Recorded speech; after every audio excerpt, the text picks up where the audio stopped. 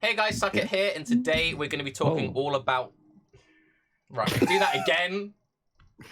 Fuck's sake. Reset. That came out of nowhere. Edit it. It's fine. Hey guys, Suck It here, and today we're going to talk all about... Look, right? Just because... I didn't... That was fucking right. Can I just say it's a lot more fun when I'm trying to record a video and people interrupt with like Amazon Primes, because that's like worth something, you know? When it's people being funny with the claps, it's like, okay. Anyway. Hey guys, Suck It here, and today we're joined by Noogie, Raiz, and Octavian, and we're going to talk all about Blight. But before we get into that, next week we're going to be joined by 2 GGG developers. So if you've got any questions after this podcast about Blight in general, send that to us and we can send it to the devs. But before we get into Blight, what's everyone been up to? Raiz, what have you been doing? Waiting for Classic WoW. And Blight. Kind of. But mostly Classic WoW right now, since Blight is pretty far away. Other than that, man, I'm chilling on Dota. I'm playing some Shock Nova.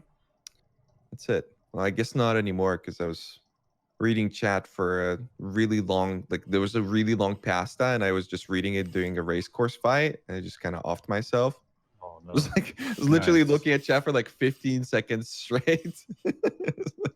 Oh yeah. But that was pretty much like my... When am I switching to Dota? And yeah, here we are. But Blight announcement looks cool. Question, Raiz. How long did it take you to figure out you died? It was a couple seconds. I have this thing where like I have my chat on the left side, so it's always easier to see my health bar. You know, I know some streamers have it on the right side, and that's a big no-no. Can you guess what side I have it on, Raiz? Yeah, you have it on the right side for sure. Yeah. You play like you have it on the right side. I get that. What have you been up to, Niggy? Same as Raiz, honestly. Like waiting for Classic, and then waiting for Blight as well. But I think I'm in the same boat that I can't really. 2 weeks out is still a long way out in my book. I can't really get excited until we're like less than a week. So I'll probably get there. And then just, I don't know, playing tons of different games. I think it's a bit different with Legion and with every like expansion we've ever had with PoE. It's like you're excited for the trailer, and then you're like, well, now I'm excited for the Ascendancy stuff, which I'll find out in like a week or two. You know what I mean? You're like, yay! Yeah. And now you're like, give me more. So you just gotta like play the waiting game. Yeah, can't really act on the excitement. Yeah. Exactly. I've been seeing you crushing it in TFT though, as far as your streams go. I've caught like 1 or 2, but I've just noticed by your titles that your rank has been climbing slowly. Well, I got to Challenger in 10 days. So I was pretty, like, after picking up the game to when I hit Challenger, it took me 10 days or something like that. So I was pretty proud of that. Then I had one stream where I fell all the way down to Diamond 4 in 8 hours. So that was interesting.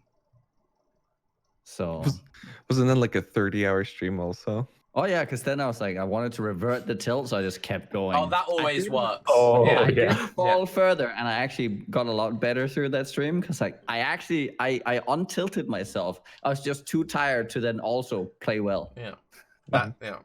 So that was okay. So you thought, I've been losing ranks for the last 18 hours. 12 more hours. No, just 8. Oh, sorry. So I went for another 20. Okay. What about you, Octavian? Have you lost 28 hours of ranks recently? No, haven't been playing any ranked in any games though, so I haven't had the opportunity. I'm doing a lot of real life stuff, taking the opportunity for the downtime of the league to stream a little less. I'll be moving into a new place in a little more than a week, actually, so I've been kind of taking care of that. And just slowly getting 40-40 challenges done to finish out the league. I'm at 39 right now, and 3 out of 4 end game grinds, so basically done. Is that something you usually go for, or? No, it's just that Legion didn't have a lot of other compelling end games, so if I wanted something to do while still being in the league, that was something to do, so went for that. That's fair. Before we get into Blight then, since you mentioned it, should we just talk about like our closing thoughts on Legion, since that's also going into like the core game? Sure. True. I think that Legion is it felt to me like they took a mechanic from, I don't know, 2-3 years ago and added a lot of bells and whistles onto it and put it into a map. And it doesn't have a lot of the meta stuff that we'd come to expect surrounding it, but that makes a lot of sense because I think GGG was experimenting with taking a step back in their design and seeing what the player and community reaction to that was. And I really hope going into Blight League we have a nice middle ground between something that's like incredibly obscure, dense, and in-depth like Synthesis, or maybe Bestiary in its prime, and something like Legion, which is just visceral, kill monsters in a map level of fun. Because I gotta admit, Legion did lose its luster for me quicker than a lot of other leagues because there just wasn't as much to explore. That was pretty much the best description of Legion for me that I could have, anybody could have thought of. Except from the looks of it so far, to me, Blight kind of seems more like not 2 leagues back, but like more like 5 leagues back, which is definitely not a bad thing from my perspective. But it doesn't seem like it's gonna be it seems like it's going to be anyway, primarily like gameplay focused, and then not a whole lot of other stuff going on, which I kind of like that. Although I wish there was more bossing stuff, with something like that. What about you, Niggy? I think Legion pretty much. I got like 2-3 weeks in, I got like an incursion vibe from it, and it pretty much held true. Like at least for me, for the next weeks to come. Right, that was like a really cool, engaging league mechanic. Like when you play it, but there's like a limit to how long it can, like, I don't know, fulfill you as a player. At least for me, there was with like not too much depth to it and just like killing things repeatedly, and the boss fight. I think the main thing for me was just like there wasn't like a boss fight I was like pushing towards. There wasn't like a Chayula or anything like that. I know the 5-way is supposed to be that, but it didn't play that nicely for me. The whole like the end game fights, at least. And I think part of the problem with the 5-way is they could have made it way more dangerous. Like, the bosses in there had like metric fuckloads of health. They were brick and mortar and steel constructed. But they weren't really very dangerous. I brought in, over the course of the league, I think I did it with like 4 or 5 characters with varying degrees of survivability and stuff, like from max block all the way down to like 6k life with a bit of dodge, and that's it. And none of them felt threatened at any point. It's just some of them didn't have good clear or good single target, so I failed because of that. But that's a really anticlimactic way to fail. I'm pretty sure I've said this on Baeclast before, but the thing which I find interesting about this is when I was talking to Bex before Legion, and she always does this thing before League is announced. She gives me her coy kind of like what she thinks will kind of be. And she was saying she was incredibly confident in Legion mechanically. And she was like, players will enjoy this. The one thing that we're worried about from the team's point of view is, will this be another incursion where players love it, but it doesn't like keep them held in and grounded?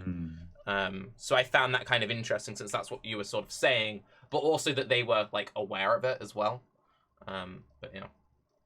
But before we get into Blight stuff though, the teaser line she gave me for Blight, which is why I had no idea what was going on, was her just saying, at its core, this is one of our most experimental leagues, and that's all she gave me. So going into the trailer, I'm like, I have no idea what the fuck this could be. Or going into Blight? Yeah. I was just like, because I had that and I'm like, oh, so if I was to try and use that line to guess what 3.8 is, that could be anything, But I don't know. What was your guys' first reactions to watching the trailer the first time? Kind of like long time coming. I don't know. Really? I felt like it was an eventuality. Like a lot of people would mention, like that eventually PoE will make a tower defense. It's so far it's been pretty much exactly what a tower defense you would expect out of a tower defense. If you even like slow down some of the videos, there's like flying mobs. Because through the trailer, I'm like, oh, I wonder if there's flying mobs and just normal ground mobs and all this sort of stuff. And it's like, yeah, if you hover over it, it actually says like can attack flying, can't attack flying, all this sort of stuff. So yeah, pretty neat. Maybe it's just because I don't play them like very often, if at all. But I did not see this coming. Tower defense was not something I expected being rolled into Path of Exile anytime soon. But I'm willing to give it a try. That's for sure. There was that Van Helsing game a long time ago who had a tower defense mini game, Yeah, I and they remember that. eventually made it into like an entire game out of that. Oh, So, they did? yeah. And Oh. they got pretty good reviews. I think Ziggy has some reviews of it, even if you Okay. guys want to check it out on YouTube. It's Mm, pretty cool. pretty cool. Looked nice. Yeah. So the system worked pretty well. Although, yeah, it wasn't like inside of a map. It was like, it seemed like just generated maps by the developers, Mhm. you know, and how it worked out. But I think the randomized aspect of how these maps are going to work should be fine. Although I have no idea how it's going to work. Like you're inside of a sewer, time to do tower defense. Maybe you can only spawn. They're going to do Yeah. like separate rooms, kind of like synthesis. Not synthesis. Betrayal. They're just going to do separate rooms for them, and it's going to be like a big square Oh. where it can like unravel better. Yeah. It does seem like it could be potentially pretty impacted by the map you choose to run and the layout. But I mean, Legion was really impacted by that. So they're not one to shy away from that sort of mechanic. Legion was It was. way better in something like Dunes or Glacier than it was in like, I don't Yeah. know, Villa. Yeah. What was It was your... it was Okay. bad even in small instances. Oh, like it in the was case of straight up Legion. terrible. Yeah. Yeah. It's weird kind of how they Could be didn't the same now. take that into account. Well, I remember in the dev episode we did talking to them before Legion, they said that they were planning on balancing the density to take into account more open maps versus enclosed ones. And you can definitely see that, like a Glacier Legion, the monsters are more spread out, but you just have access to all of them, and that more than overcompensates. Basically, they just didn't take it into account enough. Mm-hmm. It's like the density would have made sense if Cyclone was level 1 Cyclone and not end game mapping Cyclone, you know what I mean?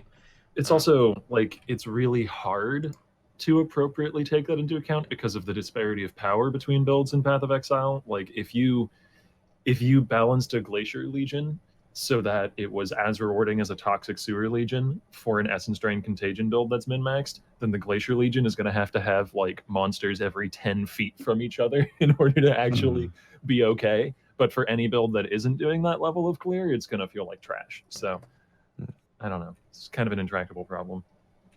What about you, Niggy? What was your first reaction to the trailer? I think my first reaction was, huh. Same. Yeah, that was literally my reaction because I don't know. I think normally I get pretty excited. I'm just gonna be brutally honest here. I normally get pretty excited with seeing a new mechanic and like thinking what I can do with it.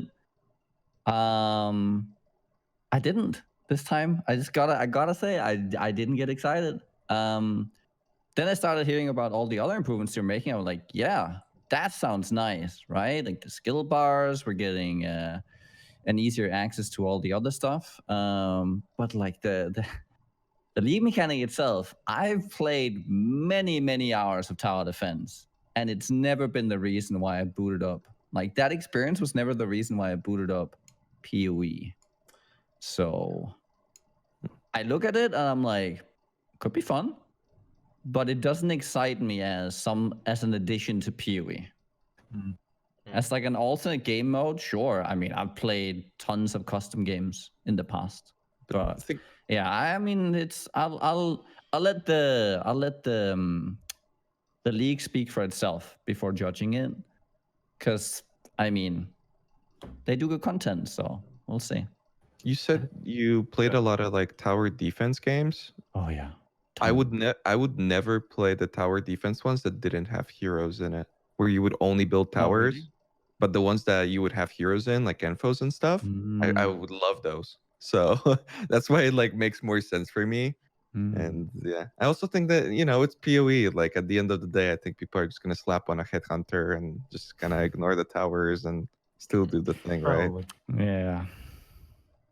I mean, even if GGG works to try and prevent that, I think that's what's going to happen because GGG is not Of course. very good at estimating the upper bound of character strength. You know, they thought we wouldn't get past Delve 1000, things like that. I'm sure if they compensate by giving the monsters health, players will still be able to overcome that. I don't know. I think part of, for me, my lukewarm response to the mechanic, just judging it at first glance, is that we have no frame of reference for a lot of what's going to be happening. Like I have no idea what the different towers are, what the towers are going to do. And if we're looking at something like Legion, for instance, it's pretty easy to tell, to extrapolate like what Legion monsters are going to do and how I'm going to deal with them. And you know, I know what putting my character in a map and killing enemy monsters in that map is, and I can pretty easily tell, okay, so Legions are going to be bigger dudes that have more loot.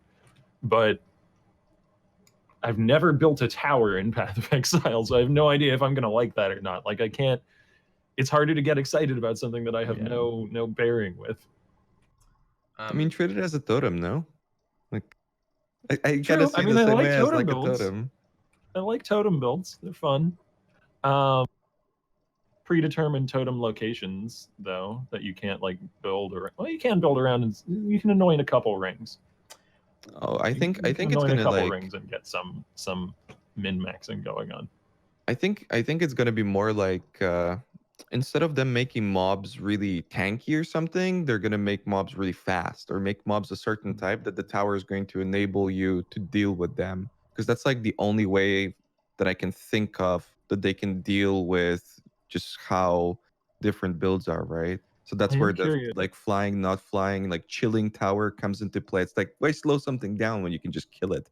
Lol. Doesn't make sense for Path of Exile, right? But yet they exist. So Well, I think they're going to be building around that.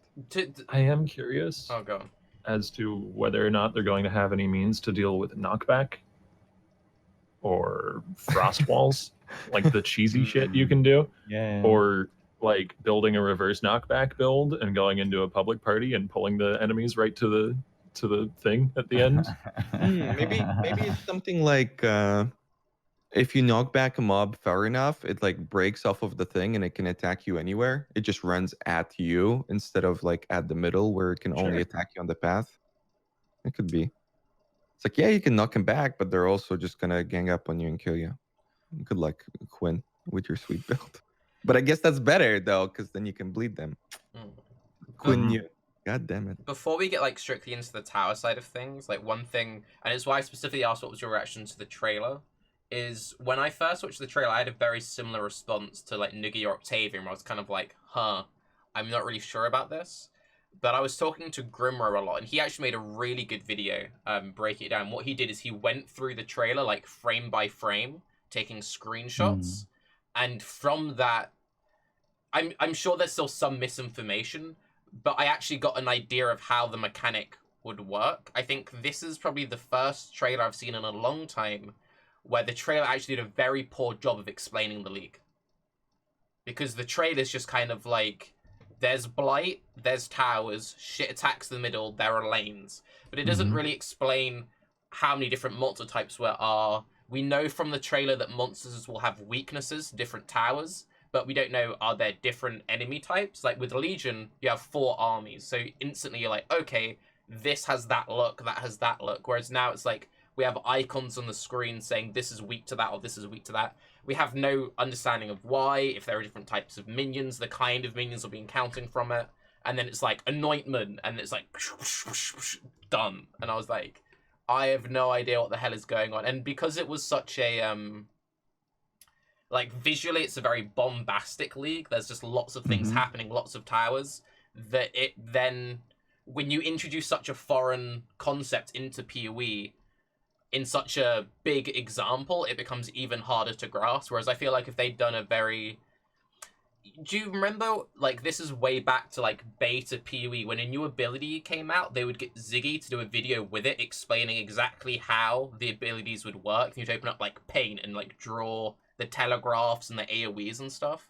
I feel like this could have been a very good league to show like a level 1 Blight with like 2 lanes of enemies, and then building the towers. You go, oh, I can see why you would want to do this. Because it was one of those things where my initial reaction was incredibly lukewarm, but then when I then sat down and was watching all the screenshots and the people who'd spent like 30 minutes analyzing it, I was like, oh, I'm now excited. Now I know how this functions. But, yeah. Well, the thing is, they kind of sold it as like there's 4 oils and there's like 2 towers, but really there's like a ton of these oils. For instance, there's like I think I saw like a screenshot with like 15. Yeah. And when it comes to the towers themselves, I think they're just gonna like, if you're in the first 5 acts, you've got 3 different towers. Then you get to the maps, you've got 6. Then you get to yellow maps, you've got 9, right? They're gonna like ramp it up so you can get a hold of it. And I think the idea is going to be, this isn't going to be a mechanic where like if you fail, you are dead, right? You failed because you died. This is going to be more of like you failed because you didn't manage to deal with the encounter appropriately, because there's so many different factors and you have to make decisions due to just the amount of possibilities that you have. Because like the mobs can't even attack you, right? Like they can only attack you if you're on the path, but you standing on the path is like a way to block them more than a way to deal with them. Because who would, unless you're playing Glacial Hammer like in the trailer. I love that, by the way. Like the little guy is swinging, nothing's dying. It's like, dude, Glacial Hammer, man, my man. But like, not only that, so the towers, you upgrade the towers, and the towers have 4 tiers, and it's like, you see the base from all the radials we saw, like you click the tower, a radial menu pops up, you have 6 options. Then you have this currency that I'm guessing you get from either starting the event or killing enemies. And it's like you have the base level 1 tower, you upgrade it, the tower becomes more powerful, you upgrade it again, it becomes more powerful, and then on the 4th upgrade, it evolves into one of 2 different types. So the one that Grimro had where he went through the screenshot, he showed the minion tower. So a level 1 tower summons 1 minion, 2 minions, 3 minions, and then it would upgrade into either summoning like 1 flying minion or like a tank minion or some shit. And it's like, none of this was in the trailer I saw. Like, why did that could have been really... And that's all within the space of a single event? Yeah.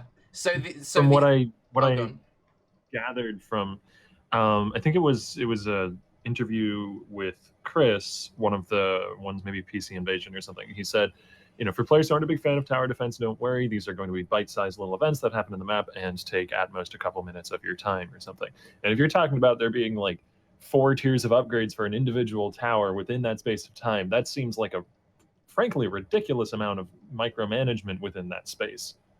Well, so from everything we've seen from the like UA, some amount of permanence. From everything we've seen from the UI like point of view, is when you start, you get some like pump currency or oil. There's some kind of currency you start with, which is what you use to unlock the towers, and it costs currency to unlock a tower, and it costs currency to upgrade a tower. So you could either like make 10 towers, or you could maybe like fully pump up 2. Because it was like 100, okay, then like 60, then like this or that. And I feel like they could have had a really nice, like, again, going back to the, imagine if there were 2 lanes and we saw like Fireball Tower, fancier Fireball, and then maybe the level 4 is like it spams Vol Fireball or something. That would be a cool visual trailer. You have it? I don't know. Do you guys have any idea how the current, like, and also the oil we spend to upgrade the towers, that's not the oil we use to anoint gear. That's different, right? Or is that the same thing?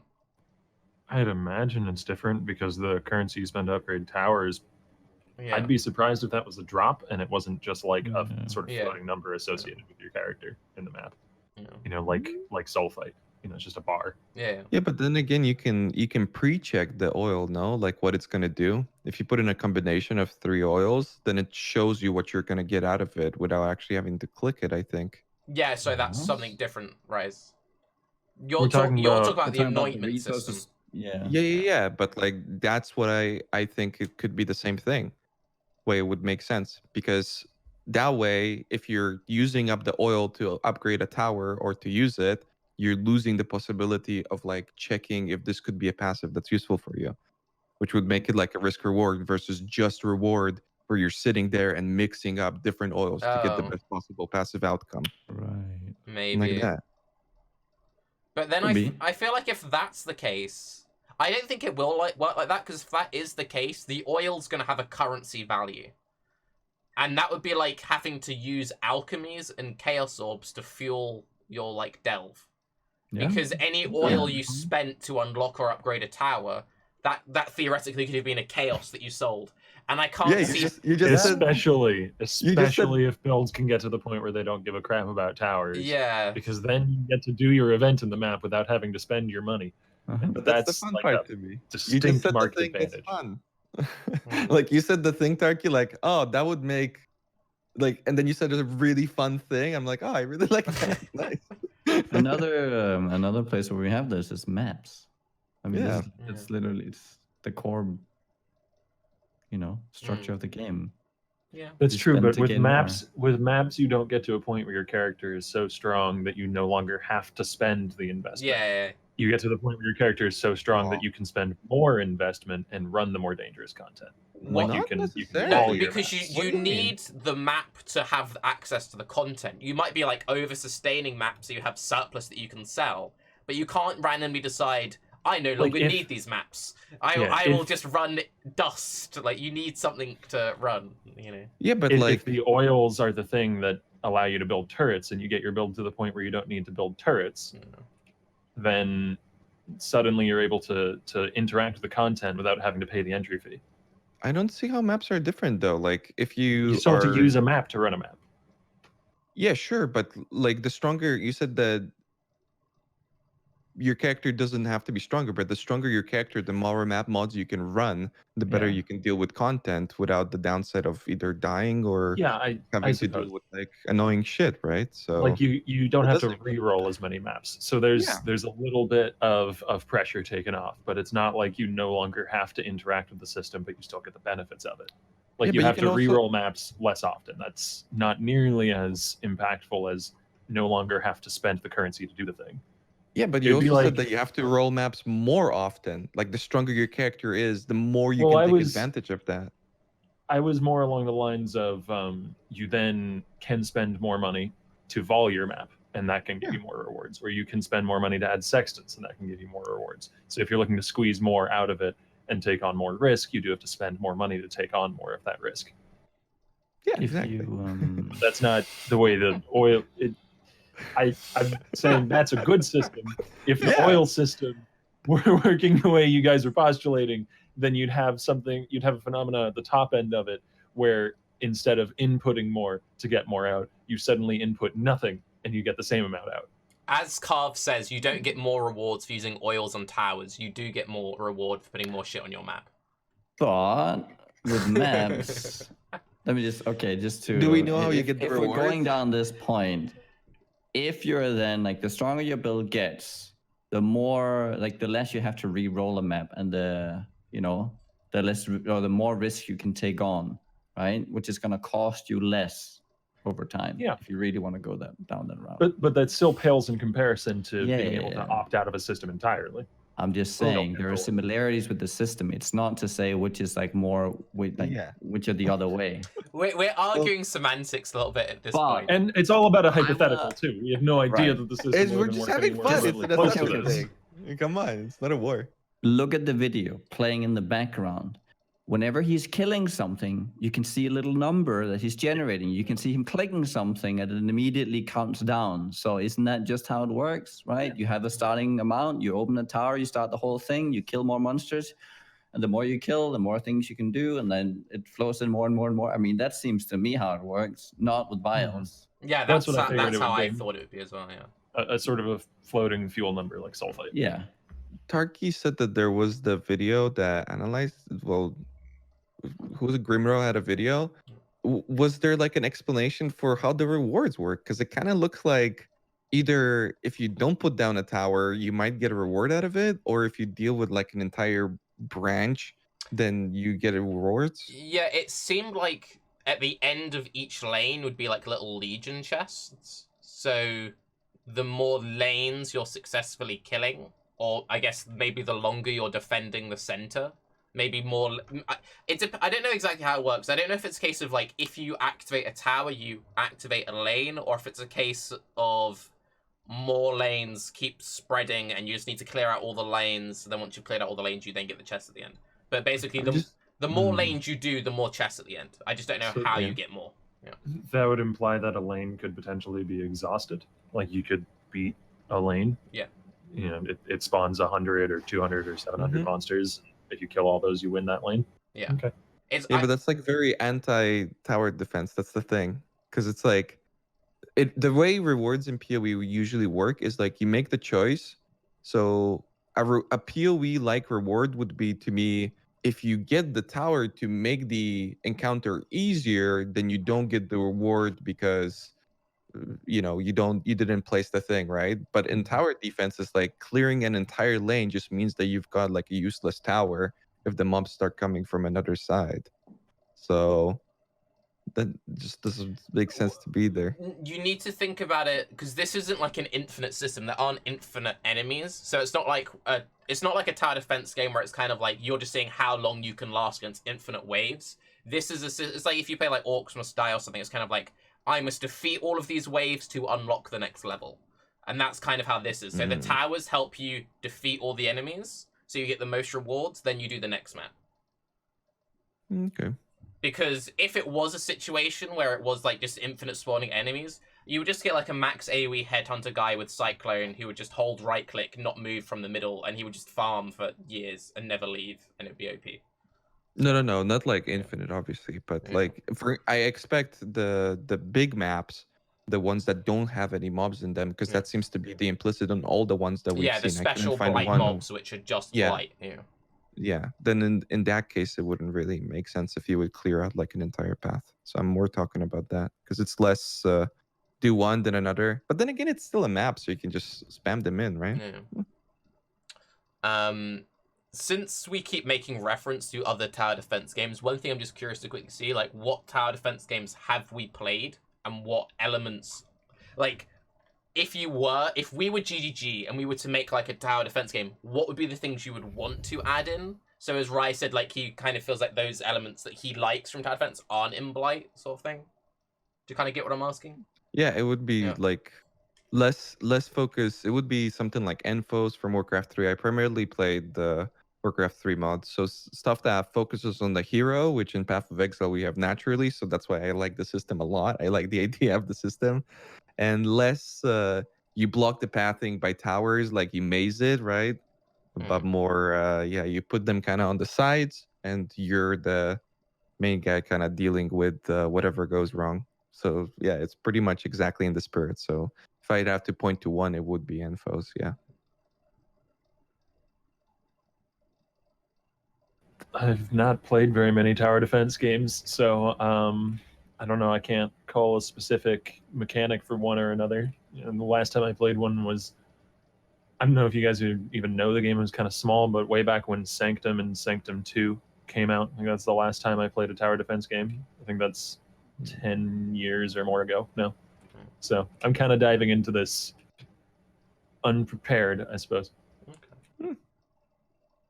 What about you, Niggy? What was the question again exactly? What other like games in the genre have you played? What elements of the genre would you like to bring into PoE? Oh, I don't. That's the thing. I don't want it to bring tower defense in. You know who you really remind me of right now? Right. Is Moors talking about lab. Yes. You sound just like you do. He says the same You mean thing. everyone talking about lab? Come on, Tarke. Okay, go on, Nicky. But that's like with a boss as well in there and stuff like that. I don't know. I mean, it's just weird. I played. I mean, I was more like I love building mazes and building all sorts of different towers and what can you do with the towers and how do the towers interact with each other. These seems like really fucking basic towers, right? Which is like, this is my hope, that the towers evolve and they go crazy. And so if you want a TD, if you want me to play a TD, well then make it a good tower defense, at least. right?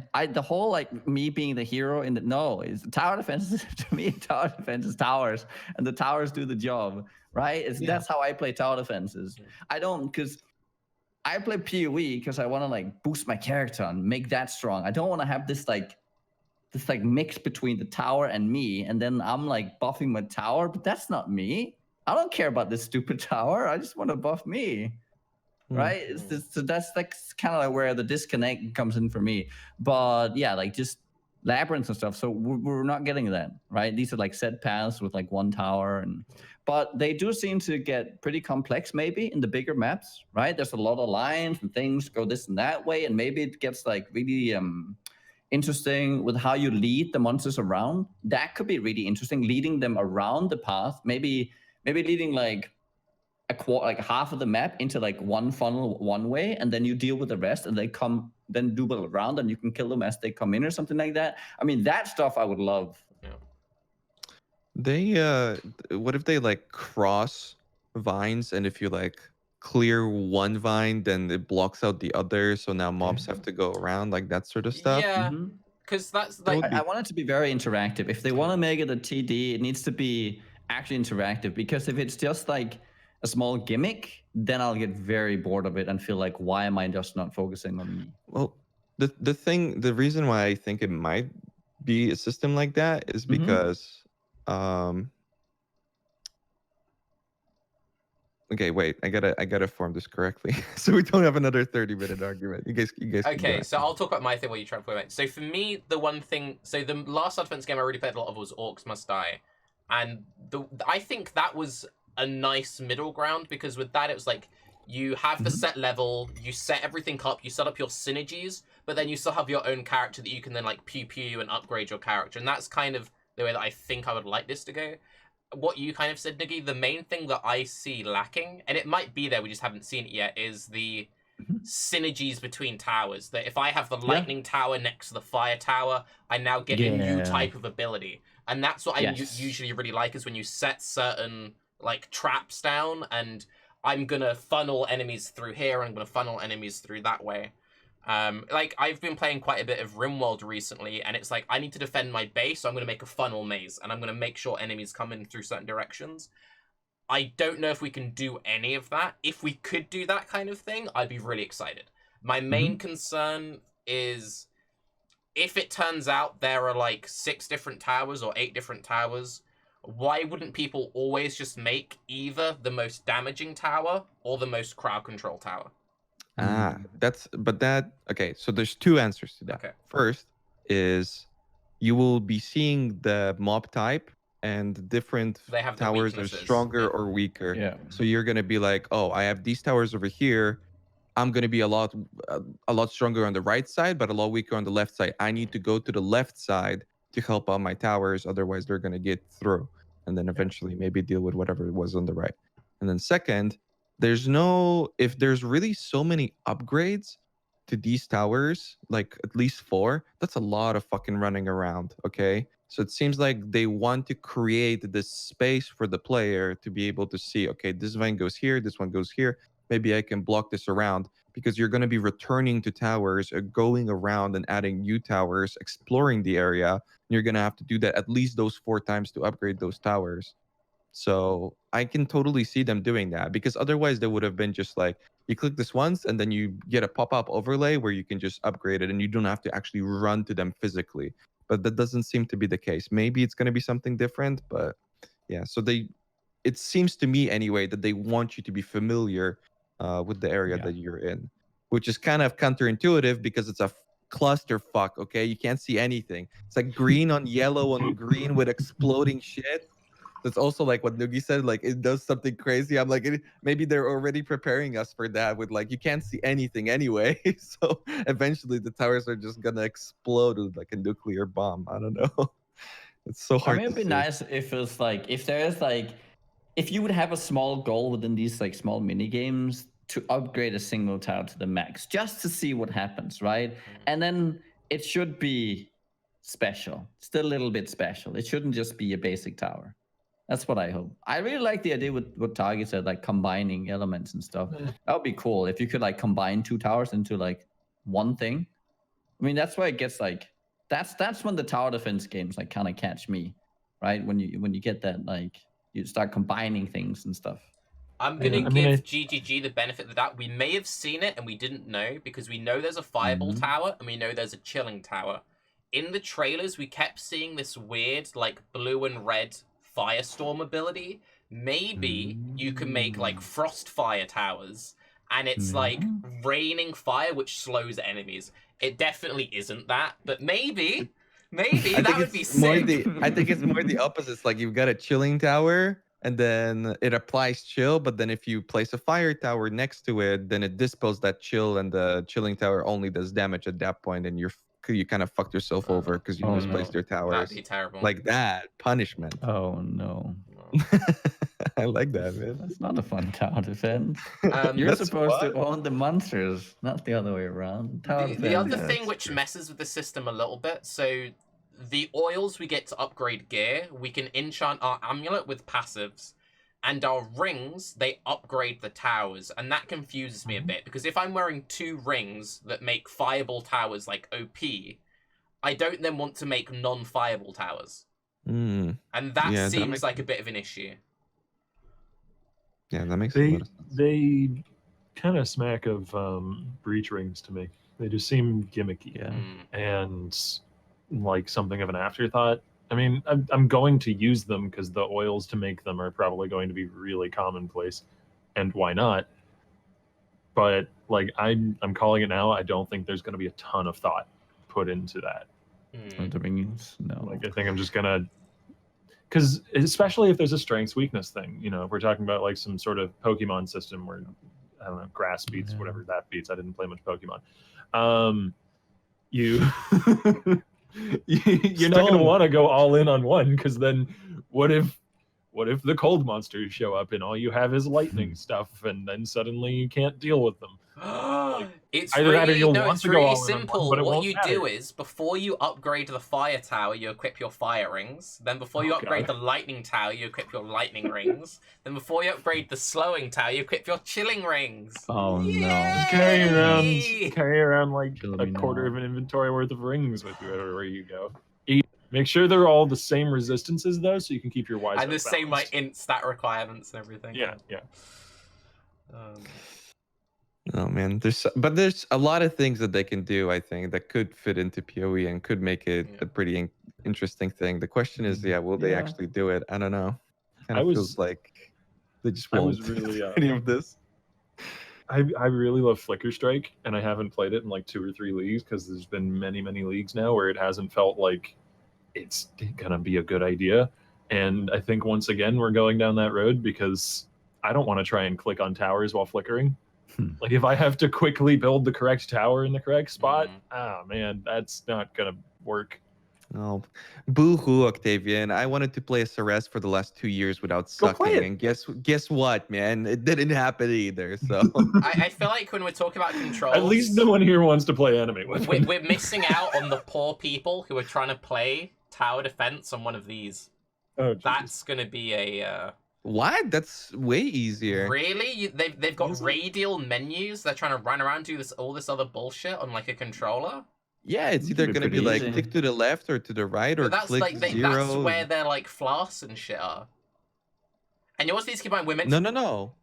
It would be like you would loot.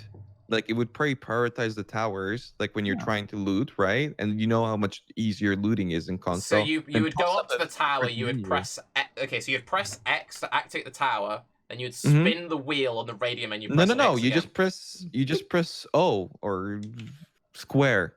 But then that means that you can't move while interacting. Maybe, I don't know. Listen, all I'm telling you, there's only going to be like 3 choices at most. And it is because console players. There's not going to be like, oh, you get to choose 12 towers. There's 6. There's 6? Yeah.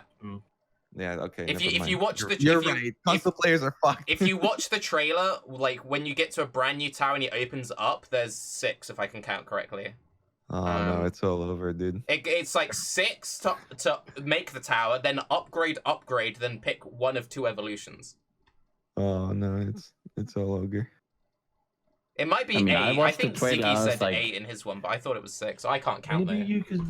maybe there's some system by which you can remember certain presets. That'd be awesome. You know, that kind of goes against the whole type weakness thing that they're trying to push with, which Yeah, if you it's know, all you want just to react to the preset, monsters yeah. that are spawning and build a cold or fire or lightning tower, but it would still skip over a lot of the micromanagement if you could. You could just have it preset to like, I want to build a fire tower and go down this chain of upgrades every time. Please do that. Thanks. Yeah. But one thing I will say, because I know we've been fairly negative, I think this might be the first league in a long league. Sorry, this might be the first league in a very long time where I actually want to play in groups. Because I feel like you could have some pretty cool strategies of like, I'm going to shift left and do all the towers on the left, you do all the towers on the right, and then... Because kind of, Raiz spoke about this a little bit earlier, like maybe you upgrade towers in the left, but then you defend the right by yourself. That could be maybe kind of cool, like if you have a group of like 3 people, one guy's doing towers at the top, one guy's doing towers on the bottom, then guys like in the middle just defending. Maybe that could be kind of cool. Hopefully everyone in the party can actually build and upgrade towers. Oh, that would be so shit. Oh. Never mind. It's just the Like, map owner. That means Delete the other everything thing I is, just said. if you go into parties and you have no. like randoms in your party, they're gonna mess with your turrets and build the wrong thing and get you worse rewards because they're not doing the mechanic right. They don't understand how to do tower defense. That completely... Yeah, but like the player is okay. So there's 2 things to that. You never play tower defense by yourself, right? It's always like 10 people and some fucking donkey lets through a bunch of mobs and everybody's mad at him and everybody loses, even though you played perfectly. It's like that. But in a way, you get that anyway, because even if only one guy builds towers, the rest of the team can just stand there and deal with the mobs, right? Without having to build those towers.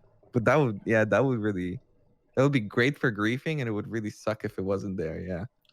Like, because There's not a good solution. I just have to say, I've been very frustrated trying to play in like small 2-man parties for the last X many leagues where it's like, wait, especially when leveling, which one of us opened the zone? Okay, you can speak to Gavas or you can speak to Jin, the other one can't.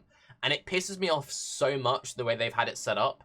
If anyone like league starts, one of the, you guys probably haven't in a while, but anyone in chat who's tried to league start in one of the last like 5 leagues in a 2 or 3-man party, it's fucked. Because it's whoever opens the zone first is the only person who can interact with the league mechanic in that zone.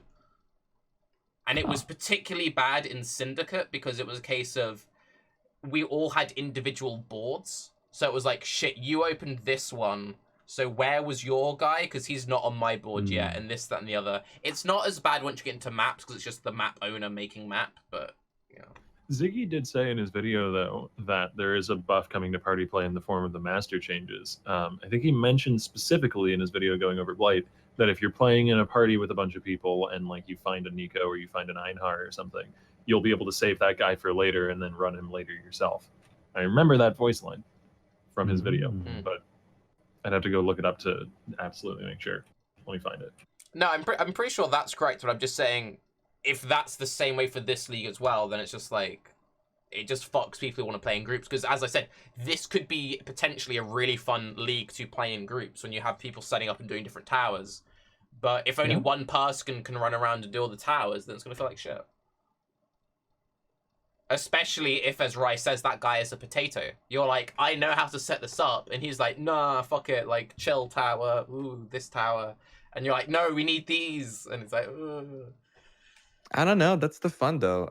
Some people in chat were saying that you played them solo. What do you mean? Like, I've never, like, maybe nowadays you do, like, some weird shit, but tower defenses, at least in Warcraft, they were always, like, 10 people. And if one guy fucked up, you all lost, and that was it. And that was the fun of it. I mean, yeah, you wouldn't always win, but it was built around having fun while losing. And I don't know, this is okay too, I think. Sometimes yelling at your friends is winning.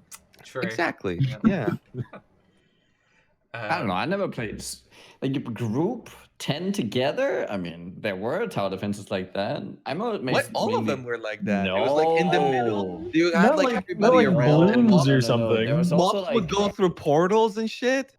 There was the ones where they would like spawn on, like it would go for like through everyone's lanes. There were the ones where Yeah. you would send to other people. There are the ones where everyone was like together. There are the ones where like there was no interaction. Everyone just got the same type of wave. I mean, there was like, I don't know. Yeah, so yeah. many And then different whoever types. lasted the longest, sure, yeah. But Yeah, those are yeah. all group things, no? Like you just described mean- everything being group. No, but you don't play on the same, tile on the same with the same towers. It's like some guy can fuck up over there and you wouldn't care. That just means you win. Yeah, if you're playing against them, but if you're playing Yeah. together and that guy Yeah. fucks up and now all the mobs are coming through to you and you have to deal with them, that could be a good thing because you want more gold, or that could be Oh bad yeah. because they're gonna go through your shit. I'm just. Right. It's not all. Not then you all lose. tower defenses are like this. Yeah, but I mean, it's Yeah, also... but those are the most fun ones, okay? That's what I'm trying to say. No, they weren't. Anyway. But yeah. Also, one thing we haven't really touched on: how do you guys feel about the fact that we don't act? I think this is quite rare. I haven't played many tower defense games where you're activating the towers after the event has started, not before. Because the ones that I've played in the past have mostly been the ones of like, I'm setting up in advance, then the waves come at me. Whereas in this, is you start the event, they start rushing at you, and then you're trying to kill them while making the towers. How do we feel about that? I actually think I would prefer something with setup time than do the event and no tower finagling during the event.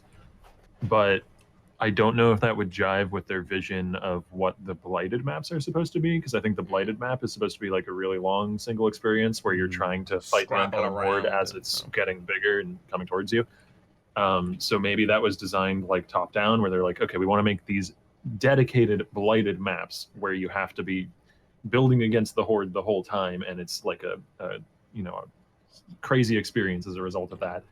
So we're going to build the mechanic this way, and then we'll put it into maps as well. I don't know. I'm gonna be the never guy. I've never seen one where it's like you can't build towers during the encounter. You're always like trying to build a tower just before like something gets through it. You're like building a tower all the way by the end of it. Yeah, no, but I'm saying this is the... I know lots of ones like that. I've never played one where I'm not allowed to do any pre-setup. Aren't we getting some amount of I think grace period to pre-setup? I I don't know. I had assumed so. I mean, thought don't so. you have to activate it at least? Yeah, you activate it and then it like And then starts. you have pre-set up. You can just look It's- how these lanes set up, and then you go Okay. to you click the Oh, thing. you're and you saying run. so maybe you'd like scope it out, like you'd circle the area Yeah. first. Yeah, Yeah, I mean, that's what I'm talking that's about. I you mean, need like to know where- constructing though, not just planning where you might construct, but actually like 20 seconds or 10 seconds of there's not monsters yet. Construct a couple towers. There'll be monsters very soon. If you look at the big Blight thing, it actually like pulses the same way you kind of pulse with Timeless Conflict. You can see like a little AoE coming out of it, and it literally pulses on a timer. So that's probably some sort of indicator of like when stuff's going down, and possibly some grace period. Yeah. But I like that idea that you're building in midway through. It's like gets super hectic. It's like, oh shit, I'm not gonna be able to deal with these mobs. But if I get to this tower and I build it just in time so it can slow the mobs, maybe. But then I got a tower built there that is slowing, and I don't really need that shit. I could have spent this money on something useful, but I had to do it because I fucked up previously, and it gets really hectic. I like that. Because again, I don't think it's going to be. This is going to be another mechanic where it's like, the better you do, the more rewards you get, rather than the better you do, the less likely you are to fail.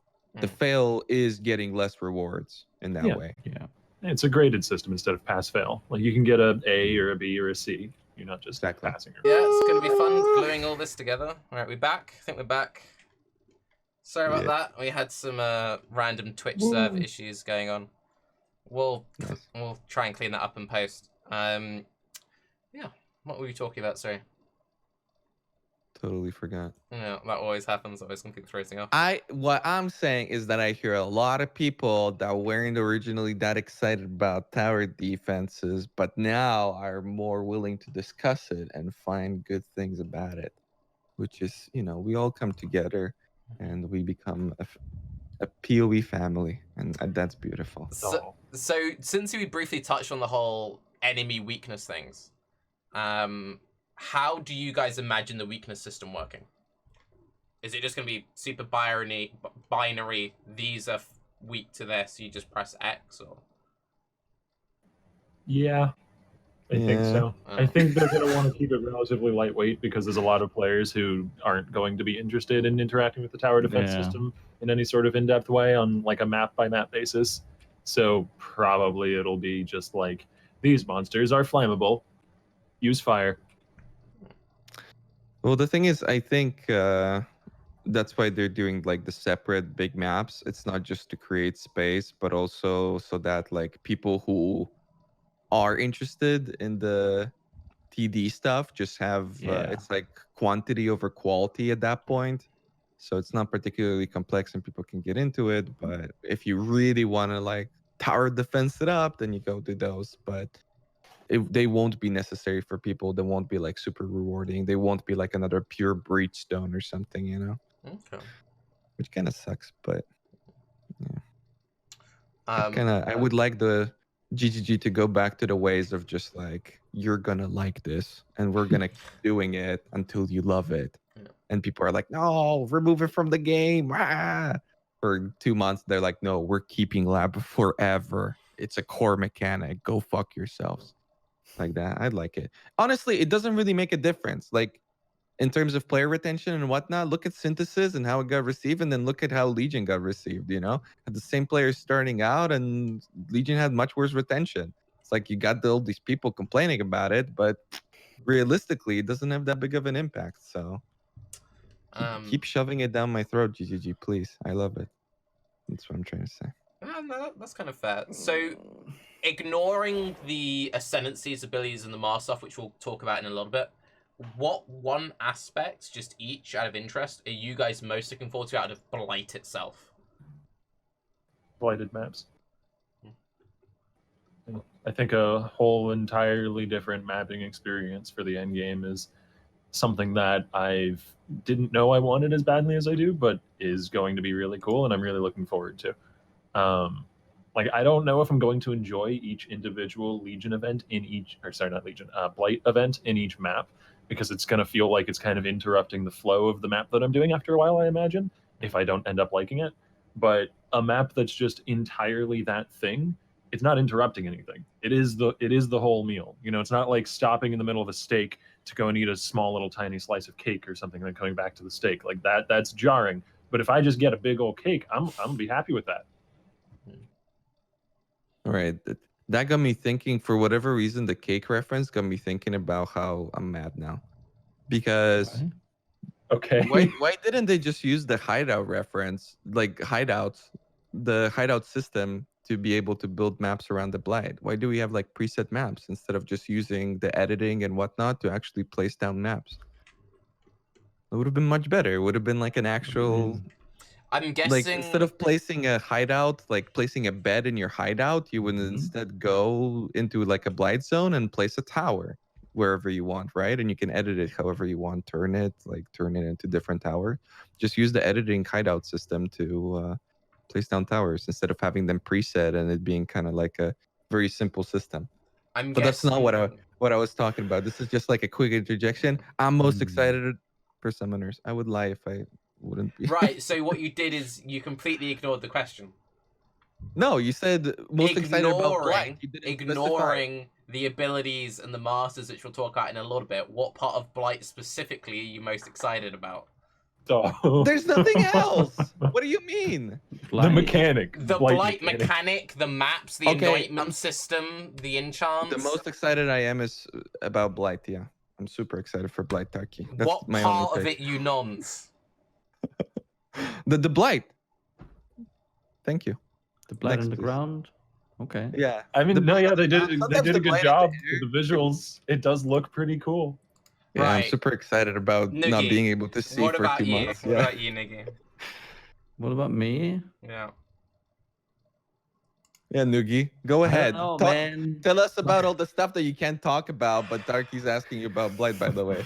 But like Blight, I don't know, dude. No, don't say those things. Say the other things that Right, you're okay, excited about, since that you're not. look, okay, Octavian knowed how this section okay, worked. there- I'll talk about the bits I'm looking No, forward because to. there's No, like, fuck there's you, like Noogie. No, you're towers, done. And You're then there's- done. I don't have a preference. I You're don't- done, Noogie. oh. It's There's it's too many over. choices, I It's understand. over.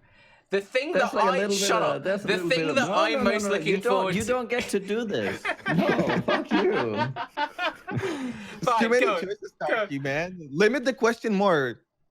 Go on, No, go- Which oil color are you most excited about, Noogie? That's what Tarke's trying to ask. Don't talk Right. about all the I mean, interesting I'm real oil partial to green. color. How many things do we have in Blight? We have anointments, we have the towers, and then what? Like some. We have the whole Yeah, mapping man. system that Octavian was talking about. What is the whole mapping system?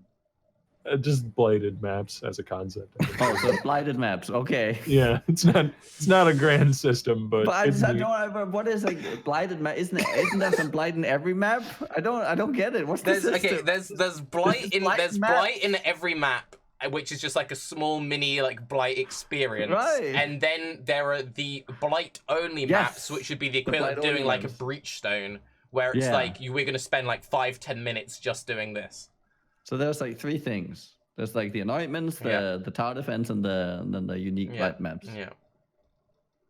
I don't know. I think the unique blight maps are gonna be the, if of about all of them, that's probably it, right? To try those out to see what's the grand blight thing that they want to show us. Sure. So for I'll take that. for me personally, I'm most interested in the anointing system because we'll be able to make some pretty cool builds out of it because we can now get passives on the complete other side of the skill tree.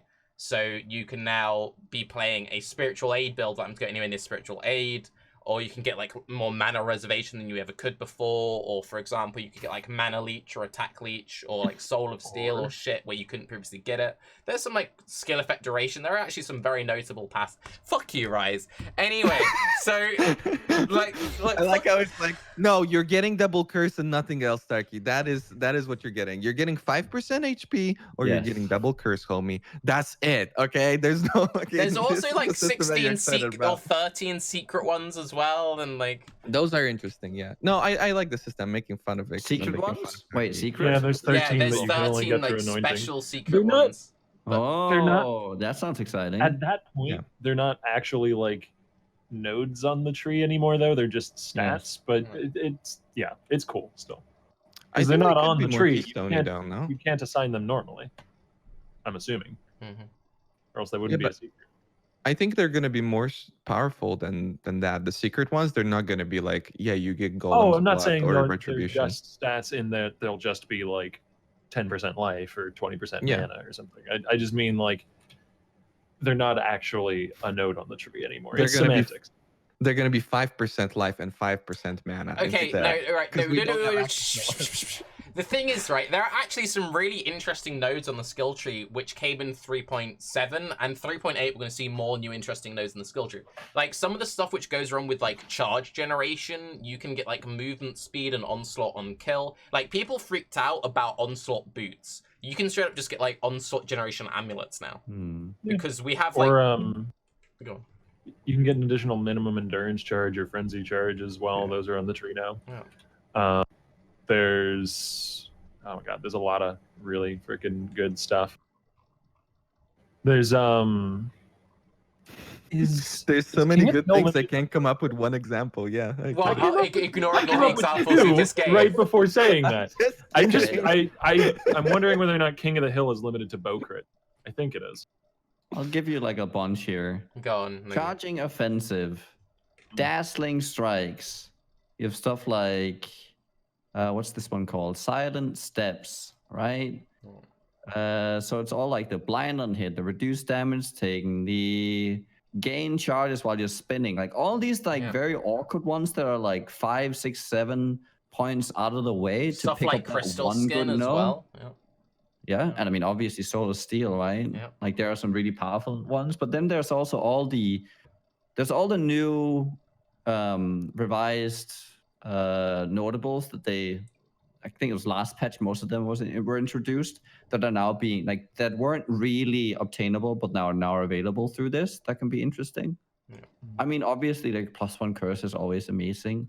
Like big life is always good, but there's like a lot of good ones that you can like randomly hit. I mean, Rampart is insane.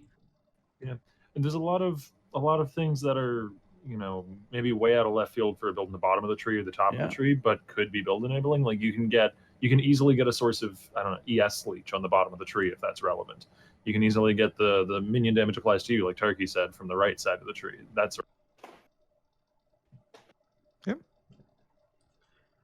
basically fuck Raiz. So getting into I'm just kidding. I was just it's a cool system. Getting into the ascendancies and abilities thing. So there are 3 archetypes being pushed in 3.8.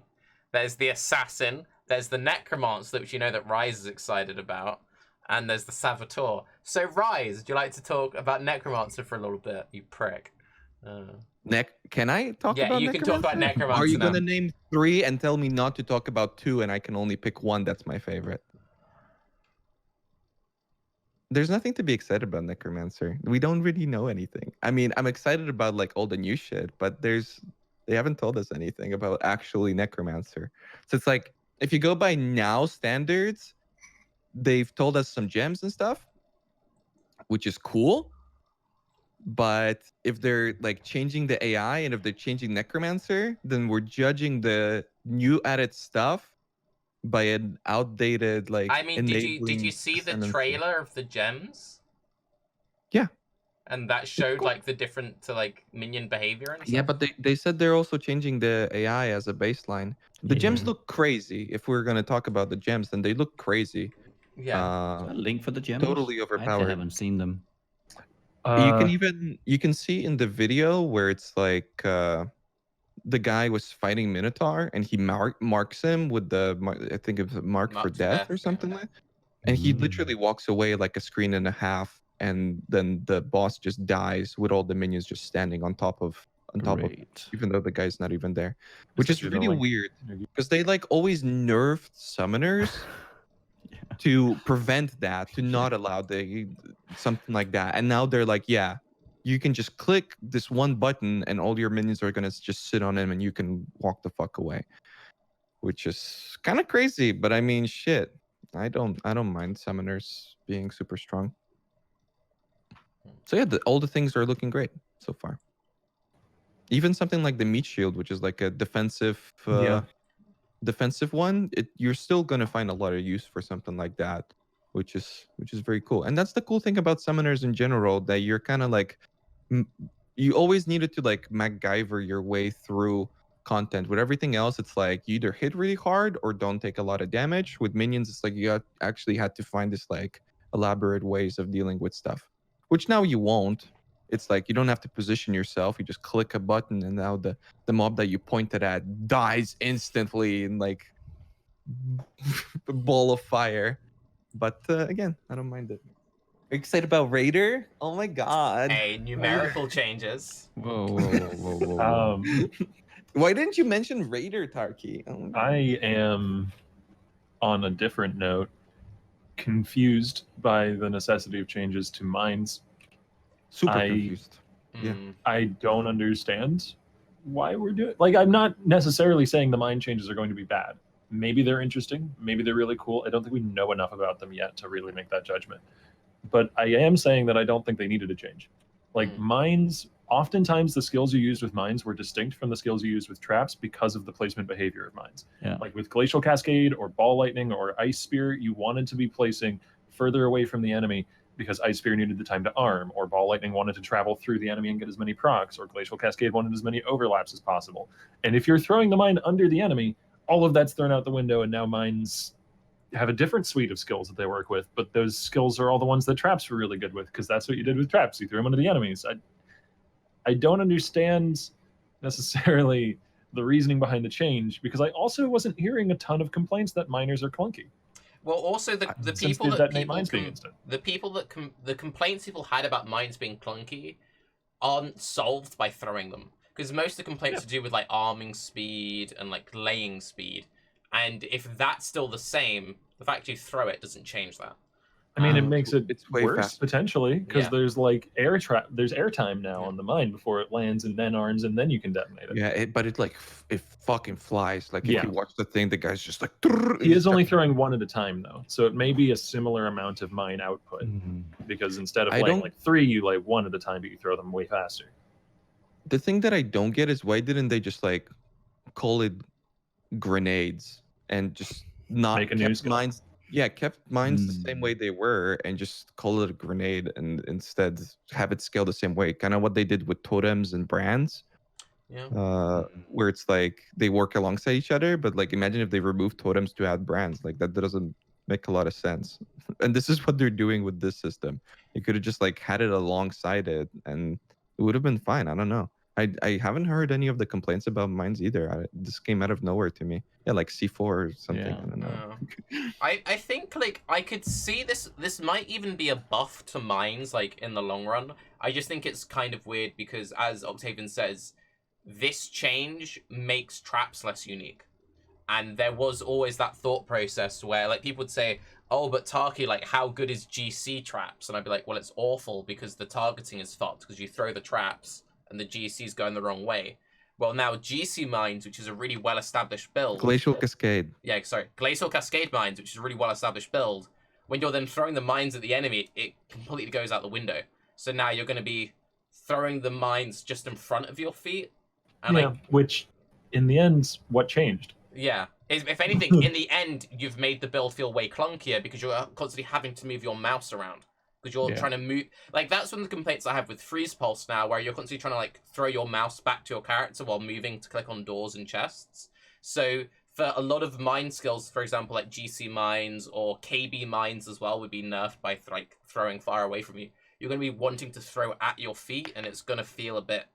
It feels like this should have been a unique item. Like, if they released a unique item, which is like, you can now throw your mines, you'd be like, oh, that's cool. I can But play they're with that doing if I like want the to. reservation stuff. It seems like they're changing around it like around a lot more than like what they told us. Like you just throw it. They did talk about like the reservation and whatnot. The reservation thing is cool, in my opinion. Yeah. I think you hit the nail on the head with the grenade comparison. Like, I'm not against this manner of behavior for a skill. It's just not mines. There's something else now. We should also have mines. I'd like both, please. Well, it's also backwards because I think the point of this is to address the fact that they changed that mines no longer target like on top of enemy instead of they target on top of themselves, like what they did with Bladefall and Firestorm and Stormcall, all of these sort of things. They just target themselves because they had to address how people were one-shotting bosses, which you know is commonplace nowadays. But yeah, so now it's like really backwards because they want it to work, but then you've got traps. So why would you even change that? Because it plays the same way. I don't know. I really hope that they're gonna just explain their thought process behind this one. I think it's also the first time they've effectively killed a playstyle.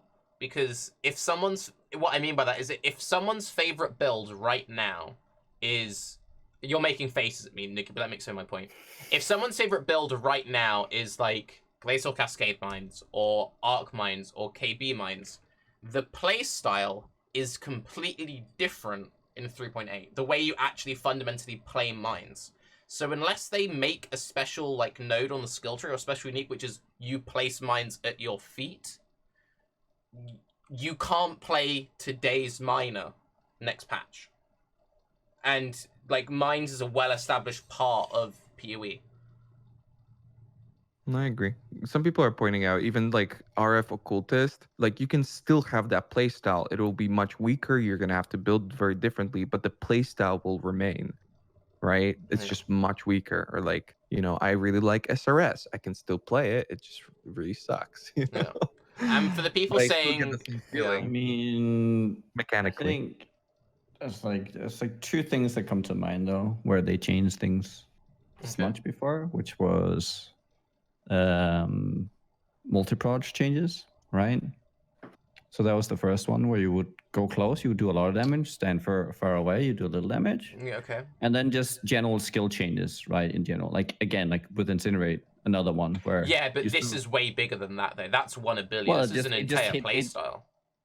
yeah, I mean it hits more abilities, Hmm. sure, but I mean it's not like it hasn't happened before in a smaller vacuum. And I think the Proj one was as big as this one. No, I guess that's fair. There are some people in chat saying, like, I agree. I think more people will probably try mines now, not necessarily because of Yeah. this change, but because mines are being reworked. It's like they could have just had a mines are going to be broken this league, and that would have been enough to make people try out the playstyle. And for the people saying in chat, whoever played mines anyway, mines have been like well established for a very long time in Path of Exile as a very popular playstyle, and they're very powerful. Like a lot of And people. before GGG releases a statistic where it's like 10 people have played mines last league, you know, and we're just like, "Ooh, shit." And yeah, for people saying like Fire Nova Line we pog, yes, Nova abilities are buffed by this playstyle, but as we said earlier, stuff like Ice Spear, Glaze, targeted or projectile based will be worse with this playstyle. So yeah, some will be better, some will be worse, and the ones which will be better are the abilities that you'd previously want to put on a trap, not the ones you'd want to put on a mine. So it changes the identity of mines. But, And I think the weaknesses, as much as the strengths of current mines, are integral to their identity. And I just think that was good. Like it was in a good spot. Not everything in the game is going to be the most popular thing in the game, but mines had, I guess what you'd call a cult following. Like there are people who are obsessed with the way that mines work. There are people who, I have someone in my chat who every time I make a new build asks me why I'm not playing ball lightning mines. Doesn't matter what the build is every time. And I still haven't played ball lightning mines. I have one more like, I don't know, not even a league. I got like a couple weeks left of this league to play it, or else it's going to be like probably gone forever. You could probably still do it as new ball lightning. Like ball lightning traps is fine, and that's basically how it's going to behave. But ball lightning mines was a much higher damage way to play it because you could actually guarantee that the ball lightning would travel through the enemy for the whole travel time. You're just losing out on interesting identity to a play style, and I don't think that the new play style, from what I've seen of it, is going to compensate for that. But I would be happy to be wrong. And quickly before Raiz goes in, and I know, and Carve, I'm surprised you said this because I literally said a second ago. I'm aware you can still throw mines at your feet or next to your character, but you then have this issue of constantly either only ever having your mouse an inch away from your character, or you're constantly flicking your mouse around. The reason why a lot of people liked mines before is it was a playstyle where you didn't have to aim. My only 100 was on KB mines because it was face roll off screen, not having to aim. People What if you tag stand still, it only ever throws mines under you, and it doesn't matter that where would be a cursor nice is. option if you could like have shift or something toggled so it drops at your feet. But like if they don't enable some option like that to have it automatic, I don't think the argument, but you can still lay it at your feet if you want to, is a legitimate one, because then why are we changing it? If that's how people are just going to play it anyway, if they're not going to change their playstyle from previous mines, well, then nothing was broken. Why are we fixing it? But people would play it in different ways. I know. People will. I don't think people are going to play Ball Lightning and Glacial Cascade mines and throw it at their feet anymore. But if that ends up being like the only way that mines are still good, which I don't think it will, I think some of the newly designed mine skills are going to be great with the new mine mechanics, well, then there's no reason to have changed it. Maybe it's the contrarian in me, because I really didn't like the idea, and I was like, whoa, where's this change coming from and all that stuff, but the more you guys talk about it, the more I like it. I think the only reason you like it more is because you know Like, it will annoy me. No. We've It's seen like some footage of what. Go ahead. It's just to justify that real quick. It's like it's because if you have the possibility, because I was one of those people, for instance, that got really pissed off about Cyclone. People were like, new Cyclone feels better, and I'm like, no, new Cyclone doesn't feel better. To them, it was because you could move around the cursor. To me, it was exactly because you have to move around the cursor. Where previously you had your cursor in front of your character. The closer you had it to your character, the more damage you would be dealing, because we're enabling the spin and all this sort of stuff. So in that way, I think the cursor positioning and the way you play it, just because of that, makes it very different. However, it's what Tarke talks about with, if you have the option of enabling so that you can cast it under your feet, then you're just making a choice of do I use Glacial Cascade and cast it under my feet, or do I use spark or ice nova and cast it at somebody. And the difference can come from the speed to differentiate from like traps and whatnot. So it is still possibly going to be too similar to traps, but I can see the advantage because essentially you're enabling another thing without removing the previous thing by having it, possibly casting under you. So If we have that option, I'm not as against it, but then I have to ask the question, if they're reworking mines, why would I ever use a non-trap ability? Like, why would I ever not play Lightning Trap? Why would I play, for example, Ice Nova Trap over Ice Nova Mines? If Ice Nova Mine does more damage, why would I ever play Ice Nova Trap? I think the only reason why I would be convinced to going to a mine over a trap is because one of the prefabricated mines are really cool or strong. Like, if I'm playing a mine build this coming league, I'm probably going to be playing that little mine that looked like it was firing icicles everywhere, or the mine that, looked like updated Fire Nova mine. If I'm going to take a skill and turn it into a mine, it's probably better just to turn it into a trap from what I've seen. Because you can throw it away from the mobs, and then the little Autobot comes to it, and he enables it. And that's maybe the Skitterbot sick. is strong enough That's to make fucking mine sicko. superior. Yeah, man, that's crazy to me. I love that. The little bots like enabling stuff. Yeah, the bots Seems like also there could be enable some traps fun. though. Do they? Yeah, I thought they were Really? mine. Yeah, they said they will Oh, then trigger it's your bullshit. traps and mines. They're a I minion will for make a both traps and petition minions. that now traps will also reserve, and they will only be casted on top of your character.